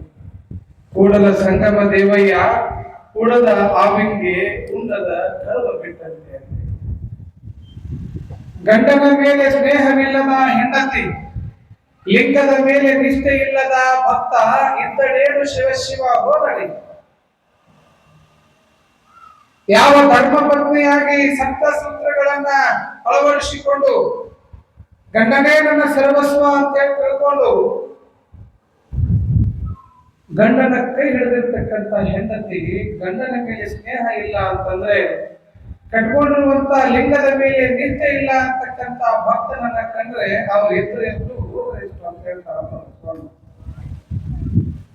ಅಂತಹ ಗಂಡನ ಮೇಲೆ ಪತಿಗೆ ತಕ್ಕ ಸತಿಯಾಗಿರ್ತಕ್ಕಂತಹ ಮಹಾಶಿವಶರಣೆ ಕಲ್ಯಾಣಮ್ಮ, ಸಮಗಾರ ಕಲ್ಯಾಣಮ್ಮ. ಎಂತಹ ಶ್ರೇಷ್ಠ ಶಿವಶರಣೆ ಕಲ್ಯಾಣಮ್ಮ ಕಲ್ಯಾಣದೊಳಗ ಅಂತಂದ್ರೆ ಆ ತಾಯಿ ಹಾಡ್ತಾಳಂತ, ಪಾಲಕಿಗಳನ್ನ ಮಾಡ್ತಾ ಮಾಡ್ತಾ ಎಂತಹ ಹಾಡನ್ನ ಹೇಳ್ತಾಳಂದ್ರೆ ಹೇಳ್ತಾಳೆ, ಬಸವ ಭಕ್ತಿಯ ಬೀಜ ಬಸವ ಮುಕ್ತಿಯ ತೇಜ, ಬಸವ ಕಾಯಕದ ಗುರು ಬೀಜ, ಬಸವ ಕಾಯಕದ ಗುರು ಬೀಜ ಶಿವಮತಕ್ಕೆ ಬಸವ ಓಂಕಾರ ಶಿವನಾಮ. ಯಾವ ತಾಯಿ ತನ್ನ ಕಾಯಕವನ್ನು ಮಾಡ್ತಾ ಮಾಡ್ತಾ ಬಸವಪ್ಪನನ್ನ ಹೊಗಳುತ್ತಿದ್ದಾಳೆ, ಹಾಡ್ತಾ ಇದ್ದಾಳೆ, ಗರತಿ ಆದಂತ ಹೆಣ್ಮಗಳು ಕಲ್ಯಾಣಮ್ಮ. ಮತ್ತೆ ಹೇಳ್ತಾಳೆ, ಮಲ್ಲಿಗೆ ಇರುವಾಗ ಮುಳ್ಳಾಕ ಮುಡಿಯೂತಿ, ಮಲ್ಲಿಗೆ ಇರುವಾಗ ಮುಳ್ಳಾಕ ಮುಡಿಯೂತಿ, ಕಲ್ಯಾಣದಲ್ಲಿ ಬಸವಣ್ಣ, ಕಲ್ಯಾಣದಲ್ಲಿ ಬಸವಣ್ಣ ಇರುವಾಗ ಕಲ್ಲಿಗ್ಯಾಕ ಕೈಯ ಮುಗಿಯೂತಿ. ಕಲ್ಯಾಣದೊಳಗ ಬಸವಣ್ಣ ಇರುವಾಗ ಕಲ್ಲಿಗಾಕ ಕೈ ಮುಗಿತಿ ಅಂತ ಹೇಳ್ತಾಳ ಕಲ್ಯಾಣಮ್ಮ. ಮತ್ತೆ ಹೇಳ್ತಾಳ ಮುಂದುವರೆದು, ಎಲ್ಲ ಬಲ್ಲಿನಯ್ಯ ಕಲ್ಯಾಣ ಬಸವಯ್ಯ, ಎಲ್ಲ ಬಲ್ಲಿನಯ್ಯ ಕಲ್ಯಾಣ ಬಸವಯ್ಯ, ಚೆಲ್ಲಿದನು ತಂದು ಶಿವ ಬೆಳಕ, ಚೆಲ್ಲಿದನು ತಂದು ಶಿವ ಬೆಳಕ, ನಾಡೊಳಗ ಸೊಲ್ಲೆತ್ತು ಜಗದೊಳಗ ಹಾಡುತ್ತ. ಕಲ್ಯಾಣದ ಬಸವಣ್ಣನ ಕುರಿತಾಗಿ ಕಲ್ಯಾಣಮ್ಮ ಹಾಡ್ತಾ ಹಾಡ್ತಾ ಪಾಲಕಿಗಳನ್ನು ಮಾಡ್ತಿರ್ತಕ್ಕಂಥ ಕಲ್ಯಾಣಮ್ಮ, ನಾವೆಲ್ಲ ಏನಾದ್ರೆ ಕಾಯಕ ಮಾಡ್ಬೇಕಾದ್ರೆ ಕೆಲಸ ಮಾಡ್ಬೇಕಾದ್ರೆ ನಾವು ಪಿಕ್ಚರ್ ಹಾಡುಗಳು ಬರ್ತಾವ, ವಚನಗಳು ಬರಂಗಿಲ್ಲ, ಬಾಯಾಗಿಲ್ಲ ಮಾತಿಲ್ಲ. ನಾವು ಹಾಡು ಹಾಡುಗಳ ಬೇರೆ. ನನಗೊಂದು ಶಾಲೆ ಗ್ಯಾದರಿಂಗ್ ಅಂತ ಕರೆದಿದ್ರಿ, ವಾರ್ಷಿಕೋತ್ಸವ ಅಂತ ಮಾಡ್ತಾರಲ್ಲ, ಆ ವಾರ್ಷಿಕೋತ್ಸವದೊಳಗ ಎಲ್ಲಾ ಕಾರ್ಯಕ್ರಮ ಮುಗಿತು. ಹೆಂಗೆಲ್ಲ ಅವುಗಳು ಎದ್ದು ಹೋದ್ರಲ್ಲ, ಎಲ್ಲಾರು ಎದ್ದು ಹೋದ್ರು, ನನಗೆ ಒಬ್ಬ ಕುಣಿಸಿದ್ರ ಸ್ಟೇಜ್ ಮೇಲೆ. ಹುಡುಗರು ಡ್ಯಾನ್ಸ್ ಅದವ್ರು ಎದ್ದಾರ, ಒಂದಿಷ್ಟು ಡ್ಯಾನ್ಸ್ ನೋಡೇ ಹೋಗ್ಲಿ ಅಂದ್ರೆ ಅವ್ರು ಕುಂದಿರುತ್ತೆ. ಎಲ್ಲಾ ಲೈಟ್ ಬಂದ್ ಮಾಡಿದ್ರು. ಎಲ್ಲಾ ಲೈಟ್ ಬಂದ್ ಮಾಡ್ತಾರ. ಬಂದ್ ಮಾಡಿದ ಕೂಡಲೇ ಒಬ್ಬ ಹುಡುಗ ಆ ಕಡೆಯಿಂದ ಓಡಿ ಬಂದ. ಓಡಿ ಬರೋದಕ್ಕ ಲೈಟ್ ಹಚ್ತಾರ. ಹಾಡೋದು ಚಾಲು ಆಗಿತ್ತು. ಹಾಡ್ ಯಾವ್ದಾಗಿತ್ತು ಅಂದ್ರೆ ಹೊಡಿಬೇಕು ಬಿಡಬೇಡ ಅವನ್ನ ಅಂತ ಹೇಳ್ಕೊಂಡು ನಾವು ಕೈಯಾಗ ಲಾಂಗ್ ಹಿಡ್ಕೊಂಡ. ನಾನು ಗಾಬರಿಯಾಗಿ ನಾನು ಹೊಡ್ಯಕ್ ಬಂದಾನೇನಂತ ನೋಡ. ನಮ್ಮ ಮಕ್ಕಳಿಗೆ ಇವತ್ತು ವಿಭೂತಿ ಹಚ್ಚಲಿಕ್ಕೆ ತಯಾರಿಲ್ಲ ನಾವು. ಇವತ್ತಿನ ಕಾಲೇಜಿನ ಯುವತಿಯರು ವಿಭೂತಿ ಹಚ್ಕೊಂಡು ಹೋದ್ರೆ ನಮಗೆ ಅಪಮಾನ ಆಗ್ತೈತಿ ಅಂತಕ್ಕಂಥದ್ದು. ರುದ್ರಾಕ್ಷಿ ಹಾಕೊಂಡು ಹೋದ್ರೆ ನನಗೆ ಲೇವಡಿ ಮಾಡ್ತಾರ ಅಂತಕ್ಕಂಥದ್ದು, ಅಪಹಾಸ್ಯ ಮಾಡ್ತಾರ ಅಂತಕ್ಕಂಥದ್ದು. ಈ ಮೂಢ ಭ್ರಮೆಗೆ ಬಿದ್ದು ಬಿಟ್ಟಿವಿ ನಾವು. ಇವತ್ತಿನ ಯುವಕರು ಫ್ಯಾಷನ್ ಯುಗಕ್ಕೆ ಹೊಂಟು ಬಿಟ್ಟಿವಿ. ಹಣಿ ಮೇಲೆ ವಿಭೂತಿ ಹಚ್ಕೊಳಕ್ ತಯಾರಿಲ್ಲ, ಕೊಳ್ಳಾಗ ಲಿಂಗ ಕಟ್ಕೊಳಕ್ ತಯಾರಿಲ್ಲ, ರುದ್ರಾಕ್ಷಿ ಹಾಕೊಳಕ್ ತಯಾರಿಲ್ಲ. ಫ್ಯಾಷನ್ ಬಿದ್ದು ಬಿಟ್ಟಿವಿ. ಹಿಂದೆಲ್ಲ ತಾಯಂದ್ರನ್ನ ನೋಡಿದ್ರ ತಲೆ ಮೇಲೆ ಶರಗ, ಹಣಿ ಮೇಲೆ ವಿಭೂತಿ, ಕೊಳ್ಳಾಗ ರುದ್ರಾಕ್ಷಿ ನೋಡಿದ್ರ ಕೈ ಎತ್ತಿ ಮುಗಿಬೇಕವ, ಶರಣಮ್ಮ ಕಂಡಂಗ್ ಕಾಣ್ತೇವ ಅಂತ. ಇವತ್ತಿನ ಮಾಡರ್ನ್ ಯುಗಕ್ಕೂ ಹುಡುಗರು ವಿಭೂತಿ ಹಚ್ಕೊಳಕ್ ತಯಾರಿಲ್ಲ. ನಮ್ಮ ಲಿಂಗಾಯತ ಧರ್ಮದ ಲಾಂಛನವನ್ನ ನಾವು ಅಳವಡಿಸ್ಕೊಳ್ಳಿಕ್ ತಯಾರಿಲ್ಲ. ನೀವೇ ಲಿಂಗಾಯತ ಧರ್ಮದವರಾಗಿ ನೀವೇ ವಿಭೂತಿ ಹಚ್ಕೊಳ್ಳಿಲ್ಲ, ರುದ್ರಾಕ್ಷಿ ಹಾಕೊಳ್ಳಿಲ್ಲ, ಲಿಂಗ ಕಟ್ಕೊಳ್ಳಿಲ್ಲ, ವಚನಗಳನ್ನ ಹೇಳಿಲ್ಲ ಅಂತಂದ್ರ ಆ ಧರ್ಮದಲ್ಲಿ ಹುಟ್ಟಿ ಏನ್ ಉಪಯೋಗದ ಅಂತಕ್ಕಂಥ. ನಮ್ಮ ಧರ್ಮದ ಬಗ್ಗೆ ನಮ್ಗೆ ಅಭಿಮಾನ ಇರ್ಬೇಕು. ನಮ್ಮ ಲಾಂಛನಗಳ ಬಗ್ಗೆ ನಮ್ಮ ಅಭಿಮಾನ ಇರ್ಬೇಕು. ನಮ್ಮ ಧರ್ಮ ಗುರುವಿನ ಬಗ್ಗೆ ನಮ್ಗೆ ಅಭಿಮಾನ ಇರ್ಬೇಕು. ನಮ್ಮ ವಚನ ಸಾಹಿತ್ಯದ ಬಗ್ಗೆ ನಮ್ಗೆ ಅಭಿಮಾನ ಇರ್ಬೇಕು, ಹೆಮ್ಮೆ ಇರ್ಬೇಕು. ನಾವು ಇಂತಹ ಧರ್ಮದೊಳಗೆ ಹುಟ್ಟೀವಿ. ಎಲ್ಲ ಧರ್ಮ ಒಂದೇ ಅಂತಕ್ಕಂತಹ ಧರ್ಮದೊಳಗೆ ಹುಟ್ಟೀವಿ. ಸಕಲ ಜೀವಾತ್ಮರಿಗೂ ಲೇಸನ್ಯ ಬಯಸ್ತಕ್ಕಂತಹ ಧರ್ಮದೊಳಗೆ ಹುಟ್ಟೀವಿ. ಯಾರಿಗೂ ಕೇಡನ್ನ ಬಯಸದೆ, ಯಾರ ಮನಸ್ಸನ್ನು ನೋವು ಮಾಡದೆ, ಎಲ್ಲರಿಗೂ ಕೂಡ ಕಾಯಕದಿಂದ ದಾಸೋಹ ಮಾಡತಕ್ಕಂತಹ ಲಿಂಗಾಯತ ಧರ್ಮದೊಳಗೆ ನಾವು ಹುಟ್ಟೀವಿ ಅಂತಕ್ಕಂಥ ಅಭಿಮಾನ ಯಾವಾಗ ಬರ್ತದೋ ಅವಾಗ ಈ ಧರ್ಮಕ್ಕ ಬಣ್ಣಿನ ಕಳಸ ಇದ್ದಾಗ ಆಗ್ತದೆ ಅಂತಕ್ಕಂಥದ್ದು ತಿಳ್ಕೊಳ್ಬೇಕು. ನಾವೆಲ್ಲ ಬಂಗಾರದ ಮನುಷ್ಯರಾಗಬೇಕು, ಬಂಗಾರದಂತ ಗುಣಗಳನ್ನು ಅಳವಡಿಸ್ಕೊಳ್ಬೇಕು. ಅದಕ್ಕಾಗಿ ಶರಣ ಸಿದ್ಧಾಂತ ಇವತ್ತು ಸಮಾಜವನ್ನು ಕಟ್ಟುವಂತ ಕೆಲಸ. ಕಟ್ಟತ್ತೇವ ನಾವು ಕಟ್ಟತ್ತೇವ. ಒಡೆದ ಮನಸ್ಸುಗಳ ಕಂಡ ಕನಸುಗಳ ಕಟ್ಟತ್ತೇವ ಅನ್ನುವಂಗ ಕಲ್ಯಾಣಮ್ಮ ಸಮಗಾರ ಹರಳೆಯನ ಸತಿಯಾಗಿರ್ತಕ್ಕಂಥ ಕಲ್ಯಾಣಮ್ಮ ಎಂತ ನಿಜವಾದ ನಾಮಕರ್ತಿ. ಕಾಯಕ ನಿಷ್ಠೆಯನ್ನು ಹೊಂದಿರತಕ್ಕಂಥ ಕಲ್ಯಾಣಮ್ಮನ ವಿಚಾರ. ಒಂದು ದಿನ ಕಲ್ಯಾಣದ ಅಂಗಳದೊಳಗ ಏನು ಇವರ ಕಾಯಕ ಅಂತಂತಂದ್ರ ಶರಣರಿಗೆ ಪಾದಕೆಗಳನ್ನ ಮಾಡಿಕೊಡುವಂತಹ ಕಾಯಕ. ನಾವು ಚಪ್ಪಲಿ ಮಾಡುವಂತ ಕಾಯಕ ಅಂತಂದ್ರೆ ಅದು ಕನಿಷ್ಠ, ಬಂಗಾರದ ಕಾಯಕ ಮಾಡ್ತಕ್ಕಂಥದ್ದು ಉತ್ತಿಷ್ಟ. ಅದಲ್ಲ, ಯಾವ ಕಾಯಕವಾದಳೇನು ಅದು ಕನಿಷ್ಠ ಇದು ಶ್ರೇಷ್ಠ ಅಂತಲ್ಲ. ಎಲ್ಲ ಕಾಯಕಗಳು ಕೂಡ ಒಂದೇ.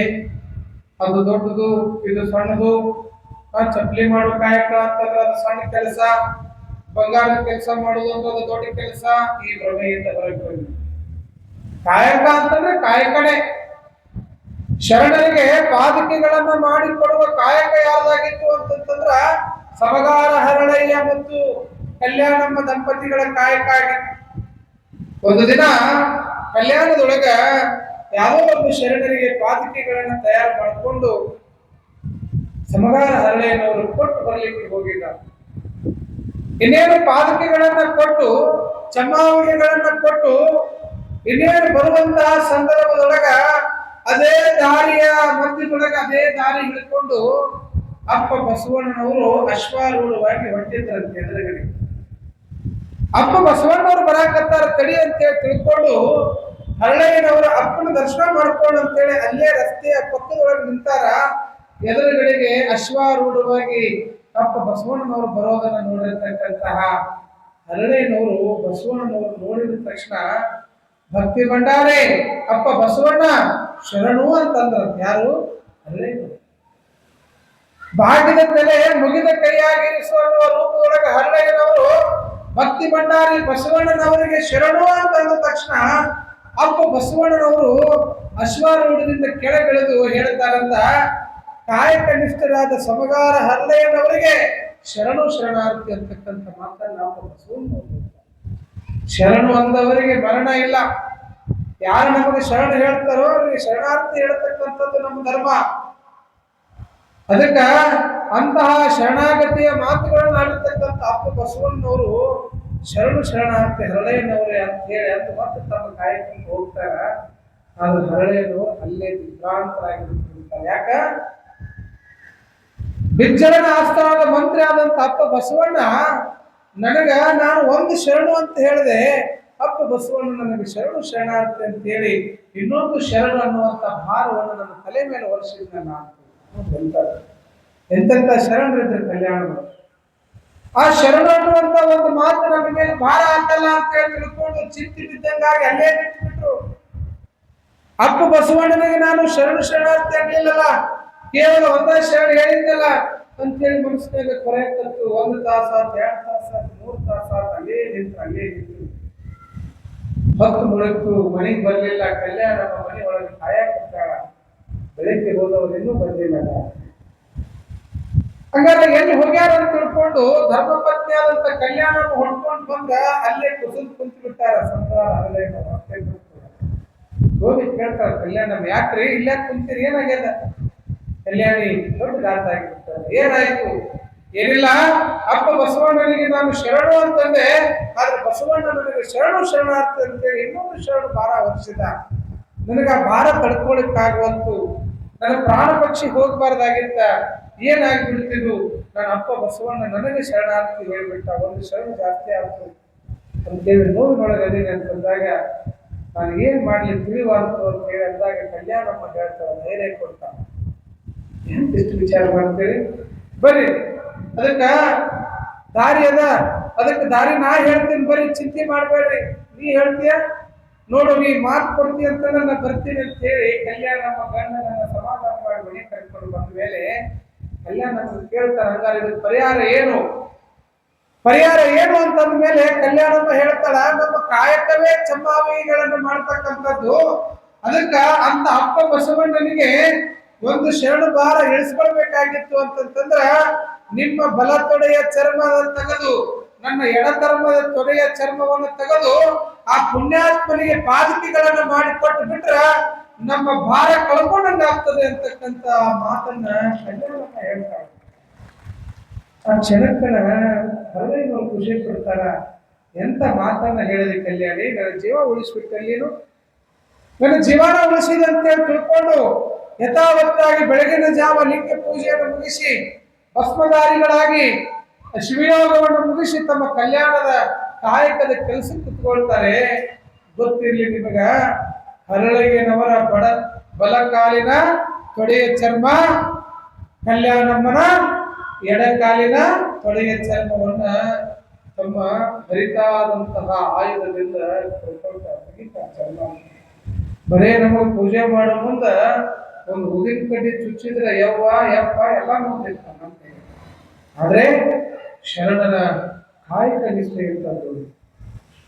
ತಮ್ಮ ತೊಡೆಯ ಚರ್ಮವನ್ನು ತೆಗೆದು ಬಸವಣ್ಣನವರಿಗೆ ಪಾದಕಿಗಳನ್ನು ಮಾಡಿಕೊಡ್ಬೇಕಂತ ಹೇಳಿ ಸುಂದರವಾದ ಪಾದಕಿಗಳನ್ನು ಮಾಡ್ಕೊಂಡು ಹೋಗ್ತಾರೆ.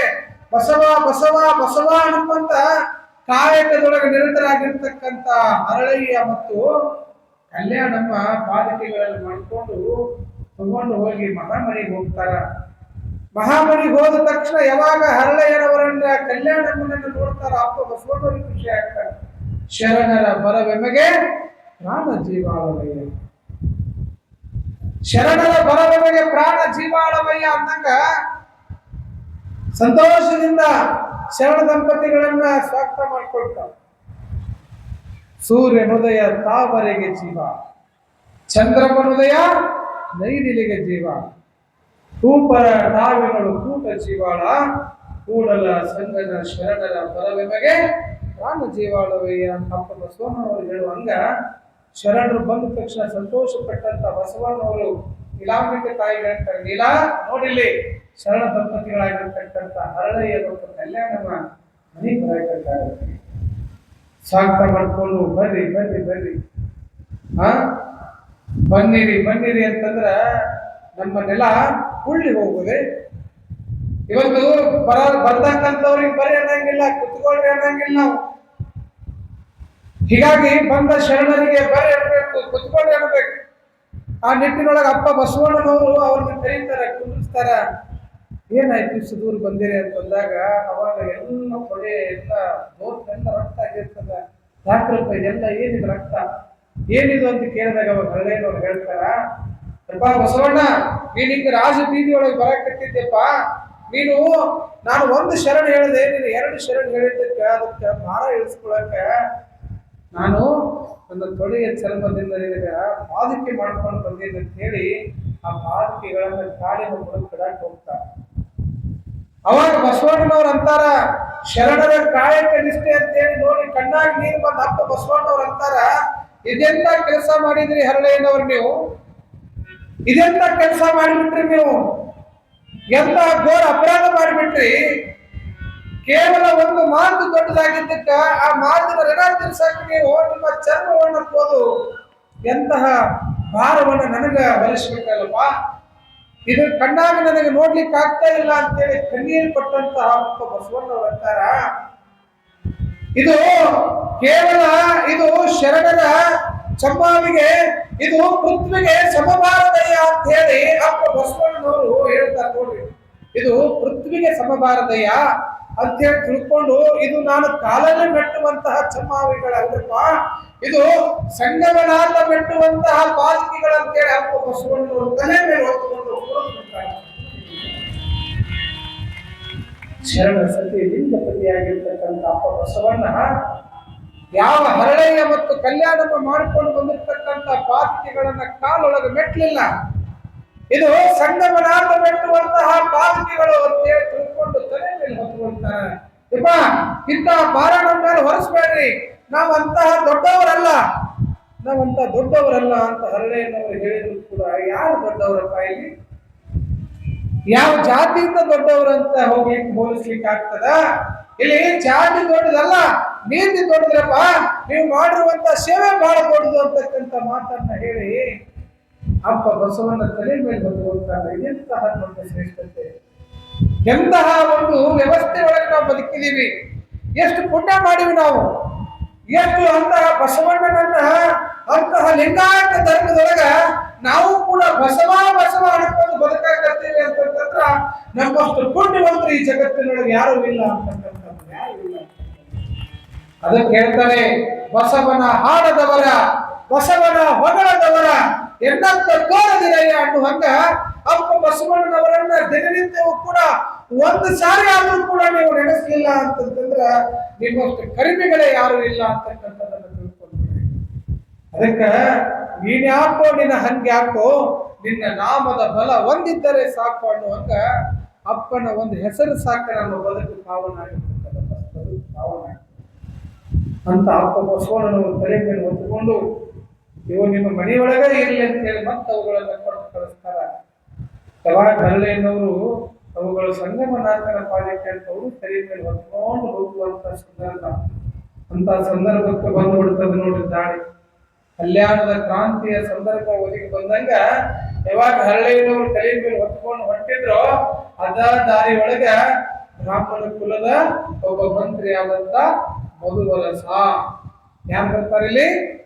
ಮಧುವರಸ ಎದುರಿಗೆ ಬಂದ, ಏನೋ ಹರಳಯ್ಯ, ಏನ್ ತಲೆ ಮೇಲೆ ಏನು ಹೊತ್ತಿಕೊಂಡು ಬಸವ ಅನ್ಕೋತ ಹೊಂಟಿಯಲ್ಲ, ಏನದು?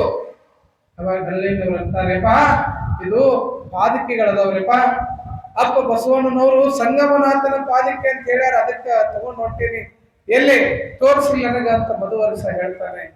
ಮಧುವರಸ ಹೇಳಿದ ತಕ್ಷಣ, ಅವಾಗ ತೋರಿಸಿದ ತಕ್ಷಣ, ಆಹಾ ಎಷ್ಟು ಸುಂದರವಾದ ಪಾದಕೆಗಳದಪ್ಪ ಇವು. ಬಸವಣ್ಣ ಹುಚ್ಚದನವ, ಯಾವ್ದು ಹೆಂಗ್ ಉಪಯೋಗ ಮಾಡ್ಬೇಕಂತ ಗೊತ್ತಿಲ್ಲ ಅವಂಗ.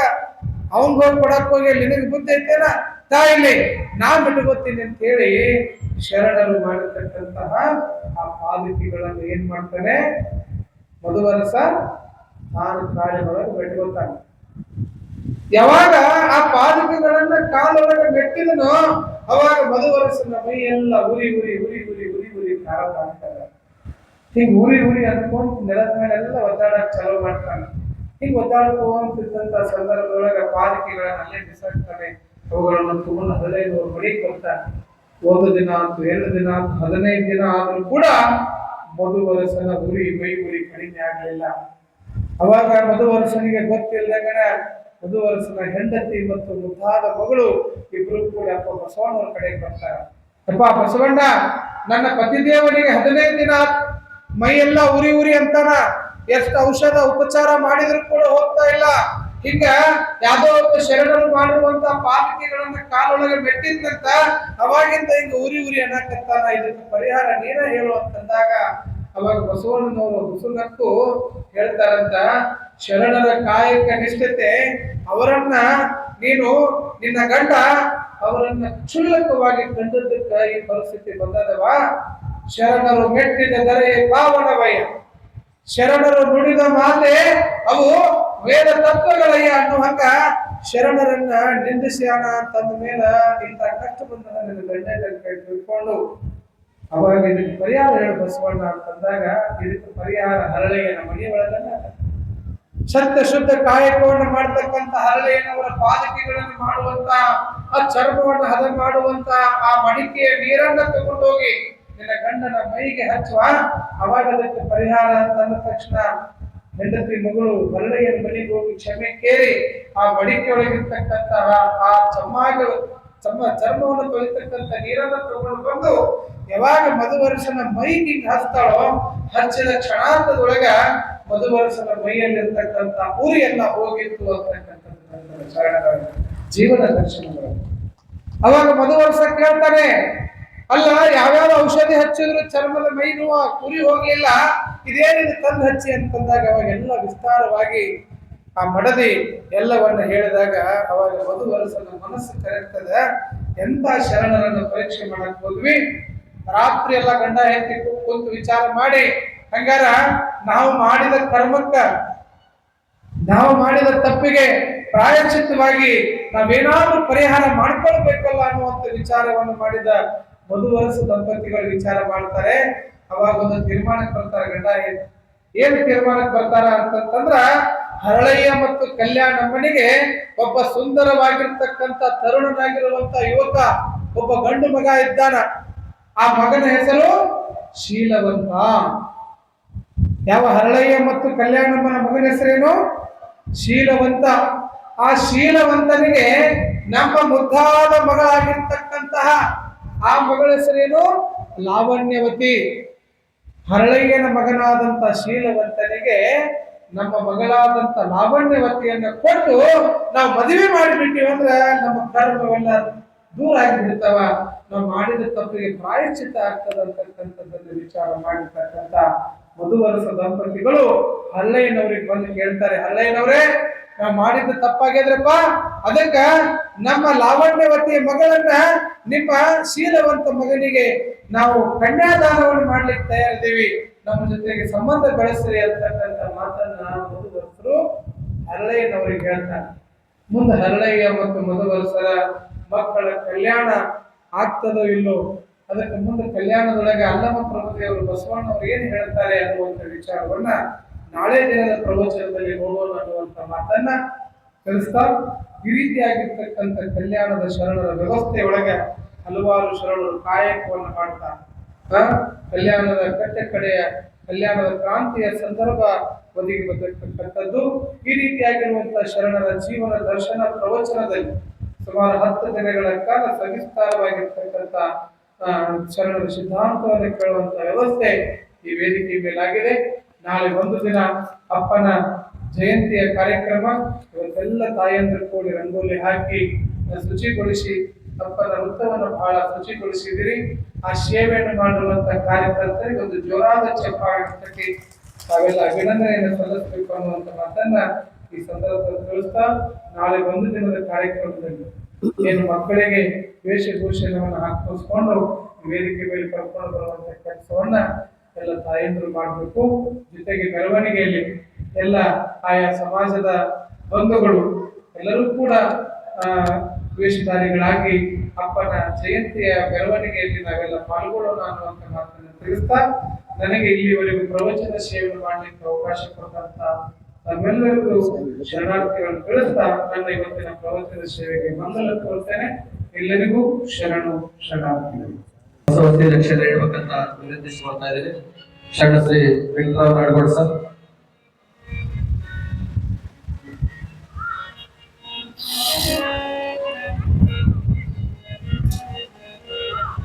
ಓಂ ಶ್ರೀ ಗುರು ಬಸವಲಿಂಗಾಯ ನಮಃ. ಓಂ ಶ್ರೀ ಗುರು ಬಸವಲಿಂಗಾಯ ನಮಃ. ಓಂ ಶ್ರೀ ಗುರು ಬಸವಲಿಂಗಾಯ ನಮಃ. ಶರಣಾರ್ಥಿಗಳವರು, ನಾಳೆ ವಿಶ್ವಗುರು ಮಹಾತ್ಮ ಬಸವೇಶ್ವರರ 893ನೇ ಜಯಂತಿ ಕಾರ್ಯಕ್ರಮ ನಾವು ನೀವೆಲ್ಲರೂ ಸೇರಿ ಅದ್ದೂರಿಯಾಗಿ ಆಚರಣೆ ಮಾಡತಕ್ಕಂಥ ಒಂದು ಸುಸಂದರ್ಭ ಅವರಿಗೆ ಬಂದಿದೆ. ಅದಕ್ಕೆ ದಯವಿಟ್ಟು ನಾಳೆ ತಾವೆಲ್ಲರೂ ಈ ಒಂದು ಕಾರ್ಯಕ್ರಮದಲ್ಲಿ ಭಾಗವಹಿಸಬೇಕು. ನಾನು ಒಂದೊಂದಾಗಿ ಸಮಯವನ್ನು ತಮಗೆ ಹೇಳ್ತಾ ಇದ್ದೇನೆ. ಆ ಸಮಯಕ್ಕೆ ಸರಿಯಾಗಿ ಆಗಮಿಸಿ ಒಂದೆಲ್ಲಾ ಕಾರ್ಯಕ್ರಮಗಳನ್ನು ಯಶಸ್ವಿಗೊಳಿಸಬೇಕಂತ ತಮ್ಮಲ್ಲಿ ವಿನಂತಿಸಿಕೊಳ್ತಾ ಇದ್ದೇನೆ. ಮೊದಲಿಗೆ 9 ಗಂಟೆಗೆ ಸರಿಯಾಗಿ ತಹಸೀಲ್ ಕಾರ್ಯದಲ್ಲಿ ಸರ್ಕಾರದ ವತಿಯಿಂದ ನಡೀತಕ್ಕಂಥ ಬಸವ ಜಯಂತಿ ಕಾರ್ಯಕ್ರಮದಲ್ಲಿ ನಾವೆಲ್ಲ ಬಸವ ಅಭಿಮಾನಿಗಳು ಅವರವರಲ್ಲದೆ ಎಲ್ಲ ಸಮಾಜದವರು ಎಲ್ಲ ಧರ್ಮದ ಮುಖಂಡರು ಎಲ್ಲರೂ ಸೇರಿ ತಹಸೀಲ್ ಆಫೀಸಿಗೆ ಸರಿಯಾಗಿ 9ಕ್ಕೆ ಸರ್ಕಾರದ ಕಾರ್ಯಕ್ರಮದಲ್ಲಿ ಅಲ್ಲಿ ಭಾಗವಹಿಸುವುದು. ನಂತರ 9:30ಕ್ಕೆ ಬಸವ ವೃತ್ತದಲ್ಲಿ ವಚನ ಪಠಣದೊಂದಿಗೆ ಷಟಸ್ಥಲ ಧ್ವಜಾರೋಹಣ ನೆರವೇರ್ತಾ ಇದೆ. ಹಾಗೂ ವಿಶ್ವಗುರು ಬಸವೇಶ್ವರರ ಮಹಾಮೂರ್ತಿಗೆ ಪೂಜ್ಯರಿಂದ ಹಾಗೂ ಗಣ್ಯಮಾನರಿಂದ ಮಾಲಾರ್ಪಣೆ ನಡೀತಾ ಇದೆ. ನಂತರದಲ್ಲಿ ಕೋಟೆ ಈರಣ್ಣ ಕಲ್ಯಾಣ ಮಂಟಪದಲ್ಲಿ ವೀರಶೈವ ಲಿಂಗಾಯತ ಬಸವರಿಂದ ಬಸವ ಜಯಂತಿ ಆಚರಣೆಯಲ್ಲಿ ನಾವೆಲ್ಲರೂ ಕೂಡ ಭಾಗವಹಿಸಬೇಕಾಗ್ತಾ ಇದೆ. ಅಲ್ಲಿ ಉಪಹಾರದ ವ್ಯವಸ್ಥೆ ಕೂಡ ಇದೆ ಅಂತ ತಮಗೆ ತಿಳಿಸಲಿಕ್ಕೆ ಇಚ್ಛಿಸ್ತಾ ಇದ್ದೇನೆ. ಅದರ ಜೊತೆಗೆ ನಂತರ ಅನುಭವ ಮಂಟಪದ ಭೂಮಿ ಪೂಜೆ ನೆರವೇರ್ತಾ ಇದೆ. ನಾವು ಮೊನ್ನೆ ನಗರಾಭಿವೃದ್ಧಿ ಪ್ರಾಧಿಕಾರದಿಂದ ಪಡೆದಿರ್ತಕ್ಕಂಥ CSI ಇದು, ಅದು ನಿಮಗೆ ಗೊತ್ತಿರಲಿ. ಅನ್ನದಾನೇಶ್ವರ ಆಸ್ಪತ್ರೆಯಿಂದ ಅಟ್ಟಿ ರೋಡ್ ಇದೆಯಲ್ಲ, ಮೈಲಾ ಚಂದ್ರೂರ್ ಮನೆಯಿಂದ ಒಂದು 150 ಮೀಟರ್ ಅಟ್ಟಿ ರೋಡಿಗೆ ಈ ಒಂದು CSI ಬರ್ತಾ ಇದೆ. ಅಲ್ಲಿ ಅನುಭವ ಮಂಟಪದ ಭೂಮಿ ಪೂಜೆ ಇದೆ. ಮಾನ್ಯ ಶಾಸಕರು ಮತ್ತು ಎಲ್ಲ ರಾಜಕೀಯ ಗಣ್ಯಮಾನ್ಯರು ಮತ್ತು ಮಠಾಧೀಶರು ಕೂಡ ಆಗಮಿಸ್ತಾ ಇದ್ದಾರೆ. ತಾವೆಲ್ಲರೂ ಈ ಒಂದು ಕಾರ್ಯಕ್ರಮದಲ್ಲಿ ಕೂಡ ಭಾಗವಹಿಸಿ ಆ ಕಾರ್ಯಕ್ರಮವನ್ನು ಯಶಸ್ವಿಗೊಳಿಸಬೇಕು. ಅದು ನಮ್ಮದು ಕಾರ್ಯಕ್ರಮ. ಯಾರು ಅವರವರು ಎನ್ನದೆ ಎಲ್ಲರೂ ಕೂಡ ಈ ಕಾರ್ಯಕ್ರಮಕ್ಕೆ ಆಗಮಿಸಬೇಕು. ಹೆಚ್ಚಿನ ಸಂಖ್ಯೆಯಲ್ಲಿ ಆಗಮಿಸಿ ಕಾರ್ಯಕ್ರಮವನ್ನು ಯಶಸ್ವಿಗೊಳಿಸಬೇಕಂತ ವಿನಂತಿಸಿಕೊಳ್ತಾ ಇದ್ದೇನೆ. ಅದರ ಜೊತೆಗೆ ಮಧ್ಯಾಹ್ನ 3:30 ಅಥವಾ 4 ಗಂಟೆ ಸರಿಯಾದ ಸಮಯ 4 ಗಂಟೆಗೆ ತಹಸೀಲ್ದಾರ್ ಕಾರ್ಯಾಲಯದಿಂದ ಎಲ್ಲ ಶರಣರ ಭಾವಚಿತ್ರದೊಂದಿಗೆ 12ನೇ ಶತಮಾನದ ಶಿವಶರಣರ ಎಲ್ಲ ಶರಣರ ಭಾವಚಿತ್ರದೊಂದಿಗೆ ಎಲ್ಲ ಸಮಾಜದ ಪ್ರತಿಯೊಂದು ಸಮಾಜದಿಂದ ಕನಿಷ್ಠ 100 ಜನ ಬಂದ್ರೆ ಇಲ್ಲಿ 20 ಸಮಾಜ ಅಂದ್ರೆ 2000 ಜನ ಸೇರ್ಬೇಕು. ನಾವು ತಾಯಂದಿರಿ ಮತ್ತು ಶರಣರೇ ನಿಮಗೆ ವಿನಂತಿಸಿಕೊಳ್ತಾ ಇದ್ದೀನಿ, ಹೆಚ್ಚಿನ ಸಂಖ್ಯೆಯಲ್ಲಿ ಆಗಮಿಸಬೇಕು. ಸುಮಾರು 2000 ಜನ ಆಗಮಿಸಿ ಆ ಕಾರ್ಯಕ್ರಮವನ್ನು ಯಶಸ್ವಿಗೊಳಿಸಬೇಕು. ಈಗ ಅಪ್ಪ ಬಸವೇಶ್ವರರ ಮೂರ್ತಿಯೊಂದಿಗೆ ಎಲ್ಲಾ ಶರಣರ ಭಾವಚಿತ್ರಗಳ ಒಂದು ಮೆರವಣಿಗೆ ಇದೆ. ತಹಸೀಲ್ದಾರ್ ಕಾರ್ಯಾಲಯದಿಂದ ಬಸವ ವೃತ್ತ ಹಳೆ ಬಜಾರ ಹೋಗಿ ನಂತರ ಮತ್ತೆ 6:30 ಅಥವಾ 6:45ಕ್ಕೆ RGM ಇದೇ ಶಾಲಾ ಮೈದಾನದಲ್ಲಿ ಸಮಾರೋಪ ಸಮಾರಂಭ ನಡೀತಾ ಇದೆ. ಈ ಒಂದು ಕಾರ್ಯಕ್ರಮದಲ್ಲಿ ಭಾಗವಹಿಸ್ತಕ್ಕಂಥವ್ರು, ಈ ಪಾದಯಾತ್ರೆಯಲ್ಲಿ ಭಾಗವಹಿಸ್ತಕ್ಕಂಥವ್ರು ಅವರೆಲ್ಲರಿಗೆ ನಾವು ಒಂದು ಶಾಲನ್ನ ನೀಡ್ತೇವೆ, ಆಮೇಲೆ ಬ್ಯಾಡ್ಜ್ ಅನ್ನು ನೀಡ್ತೇವೆ. ಅದು ಒಂದು ಶಿಸ್ತಿನ ಒಂದು ಸಂಕೇತ. ಎಲ್ಲರಿಗೂ ಬಿಳಿ ಶಾಲು, ಒಂದು ಬ್ಯಾಡ್ಜ್ ಹಾಗೂ ಕೈಯಲ್ಲಿ ಬಸವ ಧ್ವಜಗಳಲ್ಲಿ ಹಿಡ್ಕೊಂಡು ಬಸವ ಜಯ ಘೋಷದೊಂದಿಗೆ ಎಲ್ಲರೂ ಸ್ವಾಭಿಮಾನದಿಂದ ಜೈ ಗುರು ಬಸವೇಶ, ಜೈ ಗುರು ಬಸವೇಶ, 12ನೇ ಶತಮಾನದ ಎಲ್ಲ ಶರಣ ತಂದೆ ತಾಯಿಗಳಿಂದ ನಾವು ಇವತ್ತು ಏನಾದ್ರೂ ಇಷ್ಟು ಈ ಮಟ್ಟಕ್ಕೆ ಅದೇ ಬಂದ್ರೆ ಅವರೇ ಕಾರಣ ಅಂತಕ್ಕಂಥದ್ದು ಪ್ರತಿಯೊಬ್ಬರ ಮನಸ್ಸಿನಲ್ಲಿ ಬರ್ಲಿ. ಇವತ್ತು ಇದನ್ನೇ ನೀವು ಫೋನ್ ಮುಖಾಂತರ ನಿಮ್ಗೆಲ್ಲರಿಗೂ ತಿಳಿಸಿದಂತ ತಿಳ್ಕೊಳ್ರಿ. ಯಾರು ಕೂಡ ತಪ್ಪಿಸಬಾರ್ದು. ಎಲ್ಲರೂ ಇವತ್ತು ಎಷ್ಟು ಜನ ಇದೀರಿ, ಇಷ್ಟು ಜನ ಒಬ್ಬೊಬ್ಬರು ಒಂದು 5-10 ಜನ ಕರ್ಕೊಂಡು ಬಂದು ಈ ಎಲ್ಲ ಕಾರ್ಯಕ್ರಮಗಳನ್ನ ಯಶಸ್ವಿಗೊಳಿಸಬೇಕಂತೇಳಿ ಈ ವೇದಿಕೆ ಮೂಲಕ ತಮ್ಮಲ್ಲಿ ವಿನಂತಿಸಿಕೊಳ್ತಾ ಇದೆ. ಅದರ ಜೊತೆಗೆ ದಾರಿ ಉದ್ದಕ್ಕೂ ಕೂಡ ಬೇರೆ ಬೇರೆ ಧರ್ಮದವರು, ಬೇರೆ ಬೇರೆ ಸಮಾಜದ ಗಣ್ಯರು ಕೂಡ ನಿಮಗೆ ಕುಡಿಯುವ ನೀರಿನ ವ್ಯವಸ್ಥೆ, ತಂಪು ಪಾನೀಯದ ವ್ಯವಸ್ಥೆ ಮತ್ತು ಮಜ್ಜಿಗೆ ವ್ಯವಸ್ಥೆ ಕೂಡ ಮಾಡಿದ್ದಾರೆ. ಅವೆಲ್ಲವನ್ನು ಕೂಡ ಇಲ್ಲಿ ಸರ್ವ ಧರ್ಮದ ಒಂದು ಸಮ್ಮೇಳನ ರೀತಿಯಾಗಿ ನಾಳೆ ನಡೆಯಬೇಕು ಅಂತಕ್ಕಂಥದ್ದು ಅವರವರನ್ನದೇ ಎಲ್ಲರೂ ಕೂಡ. ಅದಕ್ಕೆ ನೀವು ಇವತ್ತು ಬಂದಿರ್ತಕ್ಕಂಥ ತಾಯಿಯಂದ್ರೆ ನೀವು ಅಷ್ಟೇ ಬರೋದಲ್ಲ, ನಿಮ್ಮ ಜೊತೆಗೆ ಕನಿಷ್ಠ ಒಂದು 4 ಜನ ಕರ್ಕೊಂಡು ಬರ್ಬೇಕು. ಕನಿಷ್ಠ 4 ಜನ ಕರ್ಕೊಂಡು ಬಂದು ಈ ಎಲ್ಲಾ ಕಾರ್ಯಕ್ರಮಗಳನ್ನ ಯಶಸ್ವಿಯಾಗಿ ನಡೆಸಿಕೊಡ್ಬೇಕಂತ ತಮ್ಮಲ್ಲಿ ಮತ್ತೊಮ್ಮೆ ವಿನಂತಿಸಿಕೊಡ್ತಾ ಇದ್ದೀನಿ. ಅದೇ ರೀತಿಯಾಗಿ ನಮ್ಮ ಈಗ ಆಗಮಿಸಿರ್ತಕ್ಕಂಥ ತಾಯಿಯಂದರು ಬಸವ ವೃತ್ತದಲ್ಲಿ ರಂಗೋಲಿ ಹಾಕಿದ್ದೀರಲ್ಲ, ಅದನ್ನ ಈಗಲೇ ಪೂರ್ಣ ಮಾಡಿ ಹೋದ್ರೆ ಒಳ್ಳೇದು.